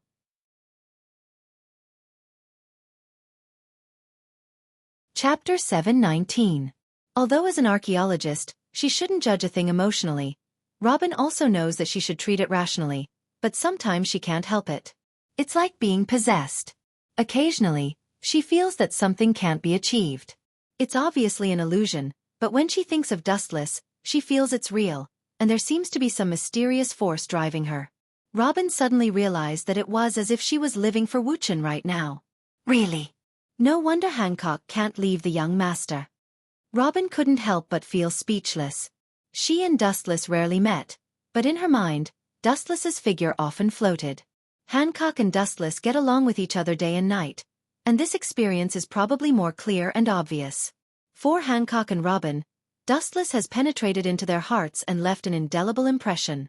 That is, everything about Hancock and Robin has been deeply rooted in their minds. Just like Hancock as a maid, the essence of her existence is to serve Dustless, and so is Nico Robin. Time flew by, and when they realized it, it was already 10 days later. On the blue sea, huge waves swallowed the surrounding sea at an extremely fast speed, rolling up even bigger waves. Battleships with a navy flag cut through the thistles and thorns and sailed rapidly on the sea. And the destination was Alabasta. Crocodile escaped. The Marines there are useless, but this is just right. On the spacious deck, Dustless sat leisurely in a chair, looking comfortable with his legs crossed and shaking his right foot from time to time. His expression was full of laziness and enjoyment. Hancock beside him was peeling grapes seriously, and the person talking to Dustless was Nico Robin in Alabasta.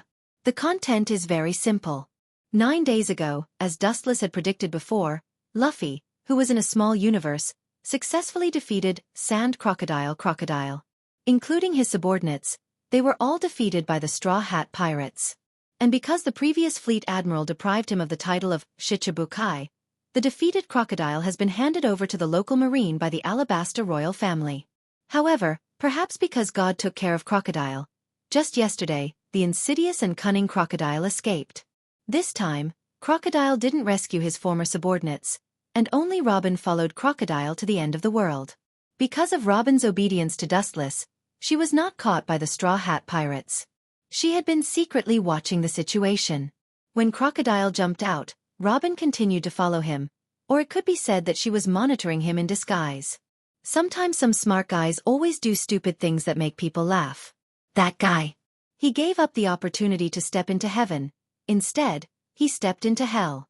Stupid. Nico Robin on the opposite side of the Den Mushi frowned slightly. She couldn't understand Dustless's words because Crocodile had escaped. Because of my delay, Sengoku has sent Kuzan to meet Crocodile in advance. If he can be caught, with Kuzan's character, he will definitely be locked and impelled down to save his life. It's a pity that Crocodile escaped. If he killed him, it would be his own fault. Dustless explained sarcastically. Some people always think that they like to be self-righteous, but in the end, they lose their lives in vain. Crocodile is like this now. It's better for him to be caught peacefully. Now that he has escaped, Dustless can just find an opportunity to kill him. Keep an eye on Crocodile. In about 2 or 3 hours, I will arrive at Alabasta. Looking up, staring at the sea fog in front of him, the outline of the city could be vaguely seen. Dustless whispered, and at the same time, his eyes were shining with a cold light. If Crocodile makes an unwise move, I mean some of his unexpected moves, you will kill him instead of me, Robin. Dustless is still on his way to Alabasta, and compared with the diligent Akiji, he is too far behind. At this moment, Akiji is probably in the palace of Alabasta, drinking afternoon tea with King Corbula. No problem, master. Robin in front of the Den Mushi vowed with a charming smile on her face. After following Dustless for a while, her strength is definitely not worse than Crocodile. Even in some aspects, after Dustless's guidance, she is better than Crocodile. Even if her combat power is not as good as an admiral of the marine, it is enough to deal with people like Crocodile, not to mention that he is now a stray dog. Be careful. This time, Kuzan secretly lurked in Alabasta. It should be secretly arranged by Sengoku. If it wasn't for White Zetsu's clone accidentally meeting him, I would have been kept in the dark. Dustless said. He is naturally not afraid of Akiji, but Robin is different. Immediately, they chatted casually. Dustless hung up the Den Mushi, put the peeled grapes in his mouth, and sat on the couch to cultivate. Sengoku is really despicable. Dustless muttered to himself while looking at the void in the distance.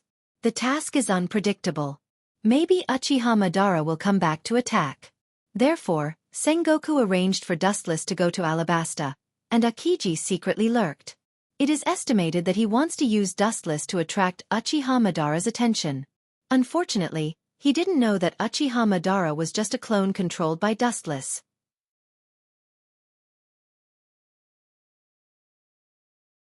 Chapter 720. Time passed quickly, and half a day passed in a blink of an eye. Alabasta used to be an oasis in the desert with charming scenery, and Cobra was also a rare king with a conscience, and the whole country showed a prosperous state of development. However, as it was targeted by Crocodile, it gradually declined and then collapsed. This group of guys. Really, if the sky falls down, the tall will hold it up. The wind was blowing, and the cold wind was sweeping, mixed with dense sand, and suddenly a sigh of frustration, full of helplessness and unprecedented headache, seemed to be quite annoyed and depressed. Looking closely, there were a considerable number of Marines stationed here, and the person who made the sigh was Admiral Akiji.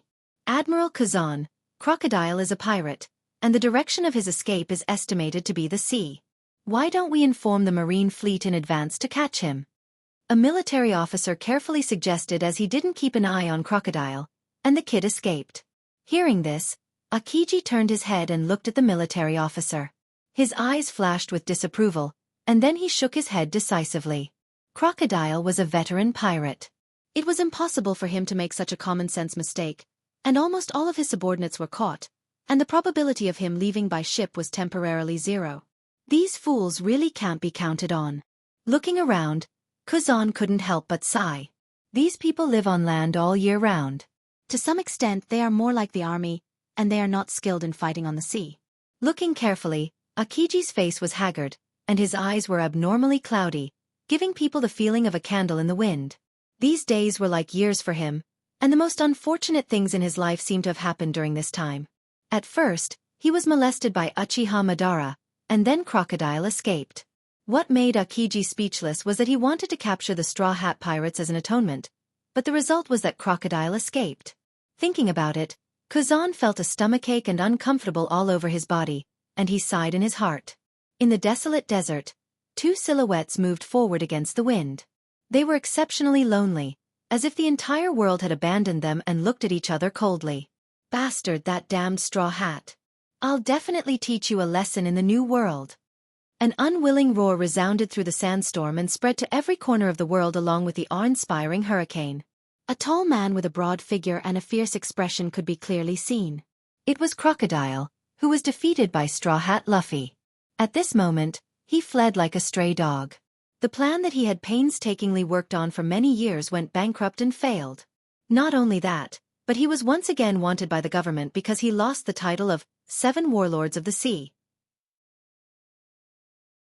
Crocodile's face turned green at the thought of it. This place is far away from the center of Alabasta. Only God knows where we escaped to. Robin followed closely behind Crocodile. Her voice was much lighter. It seemed that she was quite happy to have survived. Escaping such a long distance, they were finally far away from the Marines and Alabasta's forces. Not bad. In this way, we've finally escaped the pursuit of those rats. At this point, Crocodile's weary face burst into a ferocious smile. Over the years, he had experienced too much and had long honed a tenacious heart. No, the president misunderstood what I meant. At this moment, Robin suddenly said. Unlike the past, her voice was a lot weirder, hoarse and gloomy. Such a place, I think it's suitable for a cemetery. Crocodile was stunned and his eyes were subconsciously scattered. The surrounding creatures were forbidden, the sandstorm was everywhere, and there was not even a blade of grass, let alone humans. It's indeed a good cemetery, but it can be... What about being the president's cemetery? At this moment, Robin's eyes emitted a cold, murderous aura. She rushed in front of Crocodile and her white and tender fist was instantly swallowed by the dark armament hockey. She mercilessly smashed towards Crocodile's head. Bang bang bang. Robin took advantage of the situation to launch an attack. Crocodile was not aware of it and was directly hit. The power contained in the young fist was beyond imagination. In an instant, he was knocked down. The ground could not bear this powerful force and burst open. Cough cough cough. Crocodile in the soft sand pit spurted blood and looked at Robin with dull eyes. He subconsciously touched the wound on the left side of his face and the whole face had sunken. Because of the sudden incident, Crocodile didn't even have time to elementalize and was directly hit by Robin. You, how dare you betray me? Crocodile's voice was hoarse and low, like a dying beast, and his eyes were instantly swallowed by blood. I didn't expect you to have armament hockey. I underestimated you. Betray you? What a load of nonsense. Robin is always my man. As my subordinate, you can't even use armament hockey.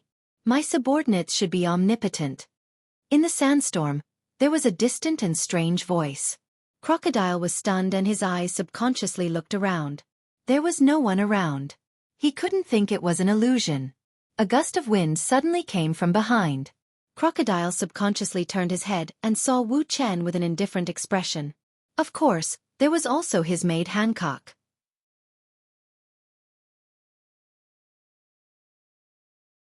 Chapter 721. Dustless's appearance immediately aroused Crocodile's vigilance. He stared at Dustless with cold eyes, and his whole body was uncontrollably erect. For Dustless, Crocodile had a deep fear in his soul. More than 10 years ago, he was beaten by Dustless. The scene of him being beaten like a bug without any power to fight back still played in his mind. It was precisely because of Dustless that Crocodile would try to become stronger at all costs. Even because the pressure from Dustless was too great, he had the idea of ancient weapons. Everything he had today was thanks to Dustless. Hey! Don't stare at me so fiercely. Seeing Crocodile staring at him, Dustless pretended to be afraid and hid behind Hancock, revealing half of his head, and looked at Crocodile timidly. Young master. You. Forget it. Young master always likes to tease others like this. Hancock turned her head and looked at the fearful Wu Chen silently. Her beautiful face outlined a soul-stirring smile, which added a bit of enchanting charm. This little girl is getting more and more beautiful. Wu Chen shook his head and sighed with emotion. His eyes were dazzled for a while. Hancock's seductive aura was not deliberately faked. After eating the sweet fruit, her temperament changed. It was full of this kind of seductive charm that could make people commit crimes. In short, this was not her fault. You guys. Seeing this, Crocodile's old face suddenly fell. A person's face was a tree's bark. Dustless ridiculed him like this. Crocodile, who had always valued self-esteem and honor more than his life, felt cold. There must be a bottom line to despise people. For world peace, you don't have to go anywhere. You should die in peace. I feel that this place is the most suitable for your cemetery. Dustless chuckled. Looking around, the wind and sand were all over the sky, and sometimes sandstorms passed by. This was a natural cemetery. Even if there was no coffin, it would be covered by this violent wind and sand. Hearing this, Crocodile just smiled disdainfully, and his eyes were filled with madness and hysteria. Over the years he has worked hard. Compared to the past, he has improved with the change of the dimension. Do you still want to resist in vain? Robin asked with an unkind face. Resistance is necessary. When have you seen a crocodile who will wait for death? The more dangerous the environment is, the more powerful his combat power will be. This is all because of his survival mentality. Dustless said lightly, but the word resistance is wrong. This is just a one-sided annihilation. There is no resistance. Unilateral annihilation? Even if I die, I will drag you down with me. Crocodile roared madly and lost his usual calmness. His cold eyes stared at Nico Robin. For her, Crocodile's hatred index was even higher than Dustless. Over the years, she has been careful. She did not expect to be defeated by a former subordinate. This made his proud heart unbearable. You can't even deal with a guy like Straw Hat Luffy. I advise you not to resist the young master, and let your head be taken off and die peacefully. Robin said coldly, her words full of murderous intent. You called him young master? Pointing to Dustless, Crocodile asked with a pale face. Only then did he suddenly realize that this deserted desert was led by Robin. Now it seems that he has become a turtle in a jar for Dustless. And Dustless can appear in this desert, indicating that Robin and Dustless have passed through in advance. I have treated you well. Why did you betray me? Crocodile's eyes were locked on Robin as he gritted his teeth and asked. Even because of excessive anger, his mouth was full of visible blood. Everyone hates traitors the most. Boring. Dustless couldn't help but shake his head. In his eyes, this is just a manifestation of dispelling fear.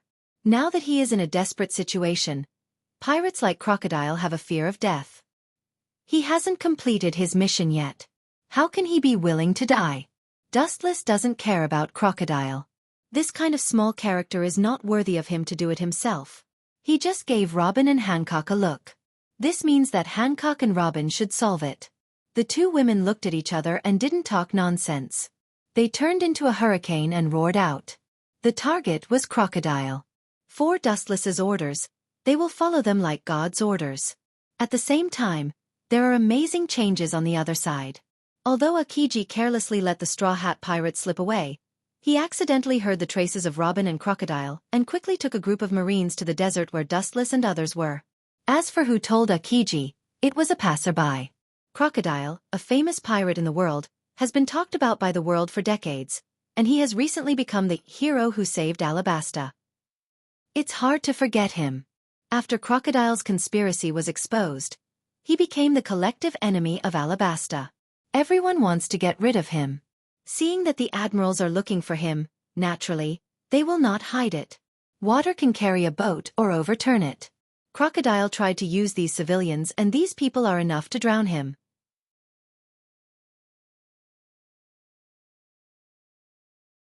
Chapter 722. A just cause enjoys abundant support, an unjust cause finds little support. This is an immutable truth. Crocodile has offended as many people as the stars in the sky. His own strength is useless, which naturally leads to his destruction. At the same time, he was targeted by Dustless and Kazan. This is his own fault. In an unknown desert, yellow sand filled the sky as three figures intertwined with each other. The chaotic battle between them created a large vacuum area. Even the air within a radius of 100 meters had become abnormally hot due to the fluctuations from the intense battle between the three of them. The raging yellow sand detoured. Boom! Puff! With a dull sound, a black shadow flew out. Looking up, it was Crocodile who was hit by Hancock and Robin. Perhaps it was because both of them were women and they were both Wu Chen's subordinates. Their cooperation was exceptionally intimate. Their smooth and flowing movements were flawless and full of a kind of alternative artistic feeling. Their elegant posture and skillful fighting skills were pleasing to the eye. Boom! Crocodile was blown away, and the soft sand was naturally destroyed. It splashed up like a wave, and the wind and sand were about 2 or 3 meters high in the air. After wandering in the sea for so many years, you haven't changed at all. You seem to have become a lot smarter. It seems that you have focused on conspiracies these years and forgot to improve your strength. The contempt in Dustless's eyes was clear, and he immediately understood Crocodile's intentions. This guy wanted to defeat him with external forces. It was just a daydream. Don't talk nonsense, don't be complacent. Crocodile, who stood up in the sand, roared. His roar was sharp and made people involuntarily have goosebumps. This guy still refuses to give up at this point. His willpower is tenacious. Hancock frowned and was a little surprised. Robin also nodded undeniably. She had been undercover for many years. She knew that Crocodile's will was comparable to steel. If she wanted to completely destroy him, she must have enough strength. Following their line of sight, Crocodile was dripping with blood. His whole body was filled with a strong smell of blood. His bones were also showing signs of being dented. This was all thanks to Robin and Hancock. Dustless would instruct the two women when he had time. Especially his personal maid, Hancock, was the most amazing. She was even able to fight with the generals. Robin was not as good as Hancock, but her strength was infinitely close to that of an admiral. Crocodile's disadvantage was extremely obvious. Now that the two women joined forces, they were inevitably humiliated and beaten. Even so, the dignity of a great pirate still supported Crocodile's will. Crocodile did not give up. What a stubborn fool. He should have just surrendered. Why did he have to end up like this? It's useless to resist. In the end, he still can't avoid the fate of death. Wu Chen didn't understand and was puzzled. The current Crocodile was completely showing off his courage. Venting his anger in vain was just a manifestation of his powerlessness. It was just a deathbed struggle. According to the current situation, Crocodile, who was at the end of his rope, was still planning to turn over a new leaf. Desert storm. Seeing the opportunity, Crocodile's eyes emitted a cold light. He waved his hands and a raging hurricane rushed out of his hands. Because this place was a desert, it had a geographical advantage.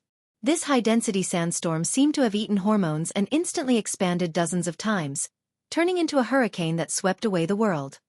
Whiz whiz whiz, the hurricane rotated at high speed, like a divine pen, and the sharp storm that was thrown out was as sharp as a knife, and the sand that was affected would show a long and narrow knife mark. However, this destructive storm passed quietly from the side, avoiding Robin and Hancock. The target of the attack was Dustless, who stood indifferently behind them. "You are not here to sightsee, and you are not here to see me make a fool of myself. Fight seriously." Crocodile shouted loudly, and then suddenly waved his big hand. The sandstorm rotated several times faster, and the range was the same. In the blink of an eye, it expanded more than 10 times. It directly swallowed Dustless into his stomach. "Master!" Robin and Hancock saw this scene and screamed out in worry. They did not expect Crocodile to be so despicable and cunning. He ignored the existence of the two of them and directly attacked Dustless. "This is a big gift I prepared for him. No need to thank me." Haha. Crocodile was overjoyed and laughed crazily. However, at this moment, in the center of the hurricane, a golden halo suddenly rose and Dustless's voice was heard. It was as plain as water, but it sounded harsh to Crocodile. "To be fair, after so many years, you can still think about me all day and prepare a big gift for me. I am very happy. But you actually use such a vulgar move that can be destroyed with a wave of your hand. You are as ignorant as Mary Hua's brat back then. 10 years have passed in the blink of an eye. The insignificant insect of the past has become a giant in the ocean, yet you are still so unbearable." Oh! In the storm, a terrifying roar came out, as if an ancient god had broken out of the seal, roaring unscrupulously and full of joy. Then, in the tornado-shaped sandstorm, a mighty giant could be vaguely seen. The ferocious Tengu armor was clearly visible.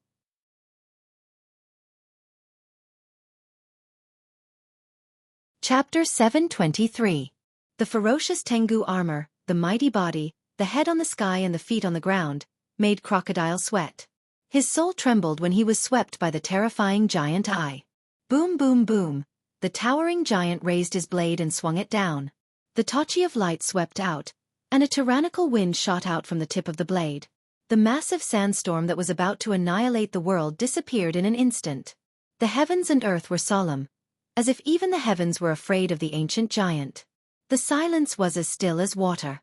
They were like insects that could be easily suppressed, trampled, and destroyed with a wave of his hand. His pupils widened as he looked at the giant. Crocodile stopped breathing and his heart stopped beating. For a moment, he was motionless like a sculpture. Short-sighted, what you saw before is just the tip of the iceberg. Raising his eyelids and looking at Crocodile with pity, Dustless's sarcasm disappeared in a flash. Pluto's weapon only exists in legends. It is unrealistic to use him to defeat Dustless. Legend has it that the fight between the two is enough to annihilate the world. At the same time, seeing Crocodile's sluggish expression, his body full of loopholes and flaws, Hancock and Robin looked at each other and nodded at the same time. Immediately, they roared out like cannonballs.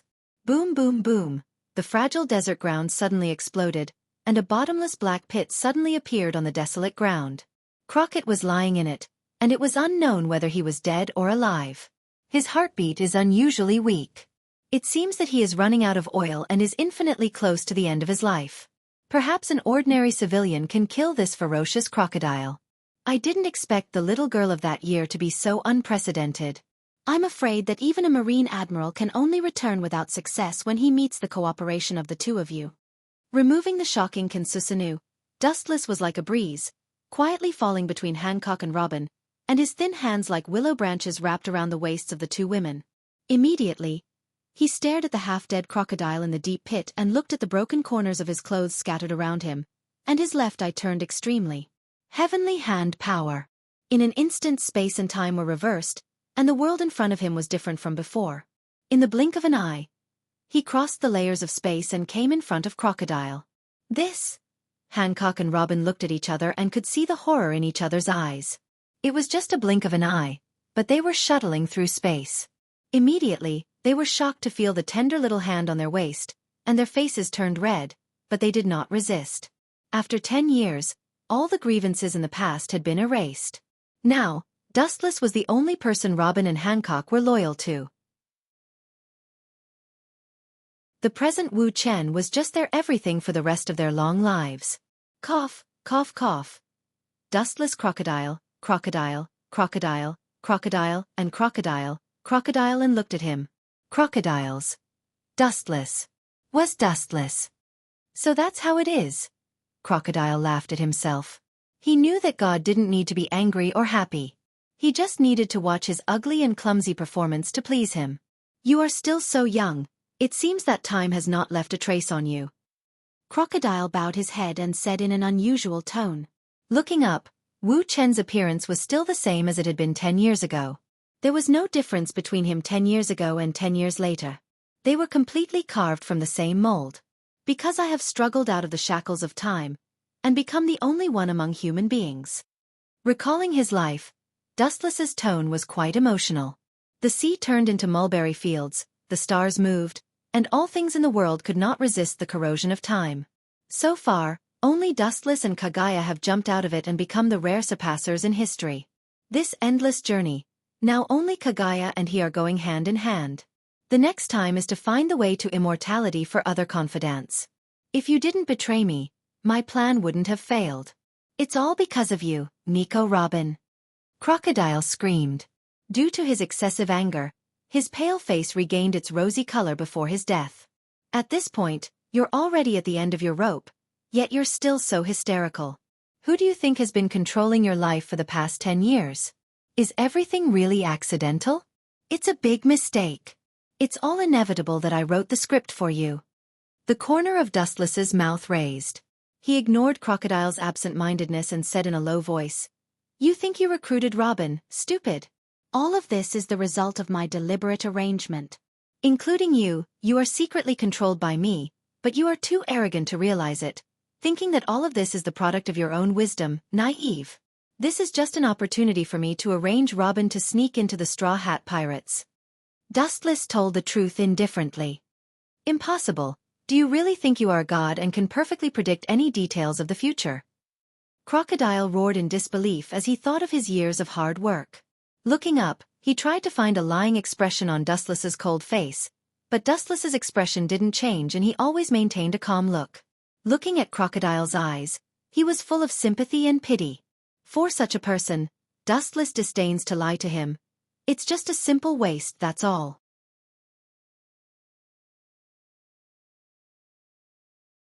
Chapter 724. Crocodile tried to hide his panic. No one wanted to be someone else's pawn, especially someone as arrogant as Crocodile. He can use others, but others can't use him. Stupid, you always seem to like to be smart and think that you are omnipotent. Glancing at the struggling Crocodile, Dustless's heart was full of disapproval. This kind of person is always centered on himself. He can calculate others, but he can't calculate himself. Do you really think this is all a coincidence? Dream on. After a deep glance at Crocodile, Dustless said meaningfully, What do you mean? Staring at Dustless's eyes, Crocodile suddenly realized that something was wrong and his face changed greatly. Don't tell me dash. Looking at Robin's disdainful face, Crocodile's expression changed greatly. Since he contacted Robin, his whereabouts began to be gradually exposed, so that now everyone knows about it. It seems that you are not stupid, you can still be saved. Seeing Crocodile's expression, Dustless couldn't help but nod and whisper, I ordered Robin to deliberately expose her whereabouts, to attract Marine's attention. Marine's high-level officials are not idiots. They are all shrewd old foxes. Crocodile is an ambitious Shichibukai. And Nico Robin is the only person in the world who can interpret the poneglyph. The two sides came together to premeditate something. The old fox Sengoku will naturally not let Crocodile go. You bastard. I will definitely tear you into pieces. Crocodile roared angrily. He boasted of being smart and peerless. He didn't expect that all this was led by Dustless. His heart beat violently uncontrollably and seemed to break out of his chest. His cold eyes were full of blood, dense like a spider web. In the dark, Crocodile's body seemed to be floating with blood mist. The cold murderous intent froze the space, and some moisture contained in the atmosphere was condensed into ice dregs. What's your purpose? Forcibly suppressing the burning rage in his heart, Crocodile asked in a gloomy and hoarse voice. You planted the traitor Nicole Robin beside me for the ancient weapon Pluto? Crocodile was not a saint. Being used by others, he would naturally be angry. Ancient weapon? Perhaps, but that kind of thing is dispensable. Dustless looked at the distant void and said casually, "It's not that I don't have any so-called dreams in my life. If I have to force myself to find a goal, it's actually very simple. Perhaps you'll find it laughable. I just want to roam the clouds freely, that's all." When Wu Chen's words fell, Robin and Hancock looked at Wu Chen in confusion. They didn't seem to understand the meaning of his words. Their eyes were full of confusion and hesitation. "In your dreams," Crocodile sneered and denied after a brief moment of absent-mindedness. Strolling in the clouds, these 4 simple and casual words contained a monstrous ambition. Since ancient times, there was only one kind of creature that could walk in the clouds and see the sky as their backyard. It was as if they were strolling in the courtyard and overlooking the masses. God! Crocodile sneered and tried to hide his panic. Thinking of all the past experiences, now he finally had an epiphany. In the past, Dustless didn't take anything seriously. Everything was just a show to please him. Dream? What do you think is the difference between humans and God? Strength? Status? In reality, it's not. Wu Chen turned a deaf ear to Crocodile's question. He raised his head and stared at the void in the distance. His awe-inspiring and deep eyes seemed to be able to penetrate the layers of voids and point to the bright Milky Way in the depths of the vast universe. The world in front of him was just the second stop for Dustless. The vast universe was his journey. God is a plaything, but humans are fighting for every inch of land. First of all, there is a huge contrast in thinking. Throw away the old vision of the past and try to stand on a new high point to overlook the world. You will suddenly feel that the world will be a lot more interesting, but you who are about to die can't understand this feeling. Dustless just smiled at Crocodile's ridicule. He didn't need to explain to a dying person, nor did he need to waste his breath. It would be too ungentlemanly to argue with a dying person. He raised his thumb indifferently and gathered high-density photons. This weak light seemed soft, but it made Crocodile, who was on the verge of despair, feel a fatal threat. The light beam was enough to easily penetrate him. "Go to hell!" As soon as his voice fell, a ray of light shot out. The sharp flash of light was extremely strong and unstoppable. It easily cut open Crocodile's abdomen, and a scorched black hole suddenly appeared in his lower abdomen. There was a stench all over. The hole in the chest was where the heart was. It was a fatal blow. Crocodile's breath was extremely weak in an instant. His face was as pale as paper, and his eyes were blank. It seemed that he used his last moments to recall how short his life was. "Let's go. His heart has been destroyed by me. Even God can't save him." Leaving only a sentence in the sky, Dustless and his servants turned into a breeze and floated away. In this deep pit, there was only Crocodile, who would die in a moment. The barren desert was isolated from the world. It was self-evident what awaited Crocodile.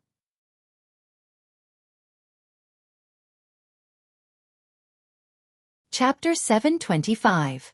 Crocodile is just a small character who is not worth mentioning on the Grand Line. The reason why the position of Shichibukai was given to this kid was barely a stroke of luck. Of course, it is undeniable that his wisdom and strength also played a certain role.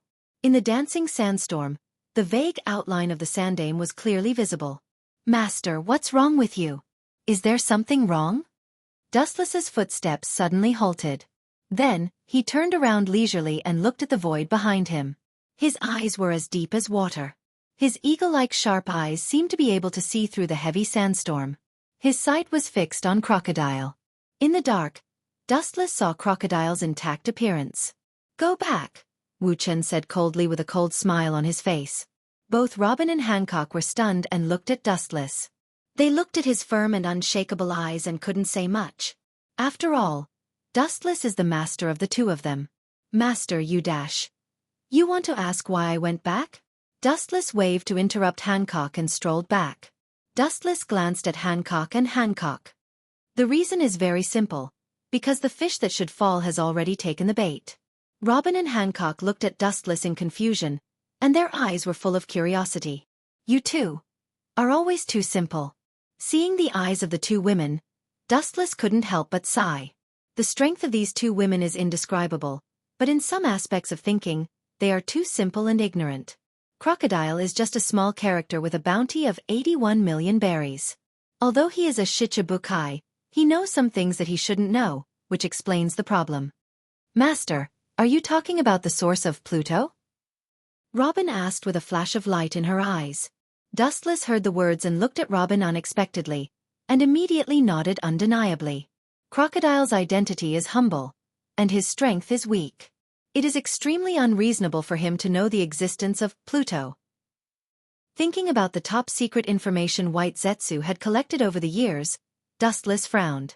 If he guessed correctly, the source of Crocodile's information about Pluto was actually the Revolutionary Army. In other words, he might just be a pawn being used. To put it bluntly, it was very likely that they were the lackeys of the Revolutionary Army.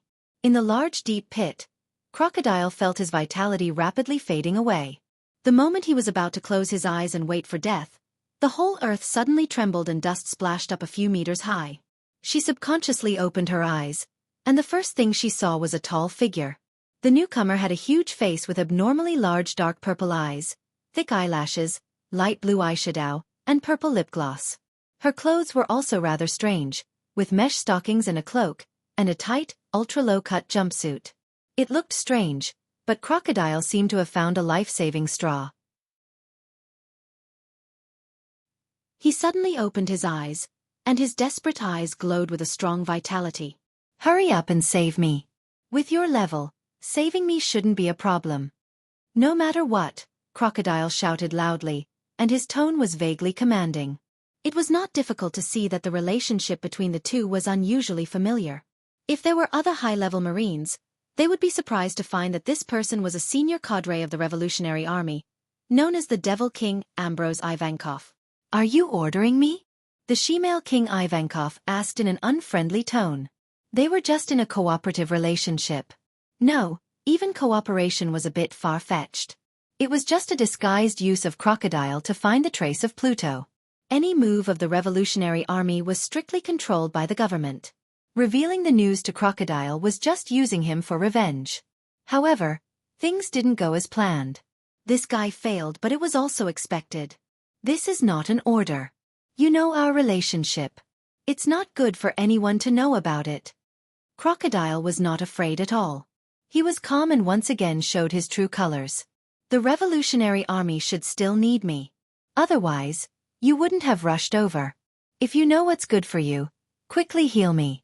Otherwise, you won't get any top-secret information.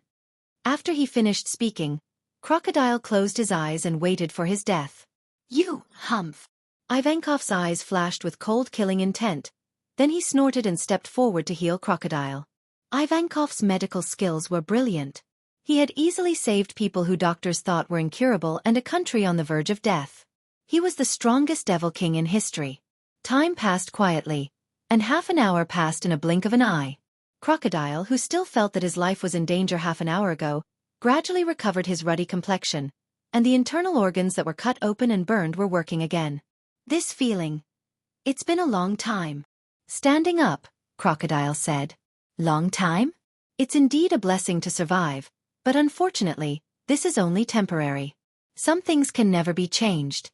The indifferent voice resounded through the endless sky, like a thunderbolt, making people's eardrums almost burst, and they looked in the direction of the sound.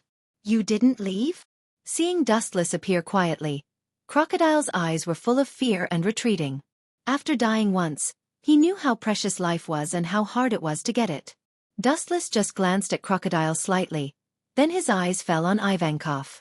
No wonder I'm gradually out of control of Dolag. If I didn't guess wrong, it's also because of your brilliant medical skills. With a genius doctor like you, no wonder the Revolutionary Army has been around for a long time. But all your movements are under control. The reason why Crocodile is left alive is nothing more than to lure you into the trap. After all, if he dies, you can't show your superb medical skills. But you're tuning in to the Xiaofan's Wuxia Tales YouTube channel. Don't forget to subscribe and join us on this journey to catch the most captivating stories.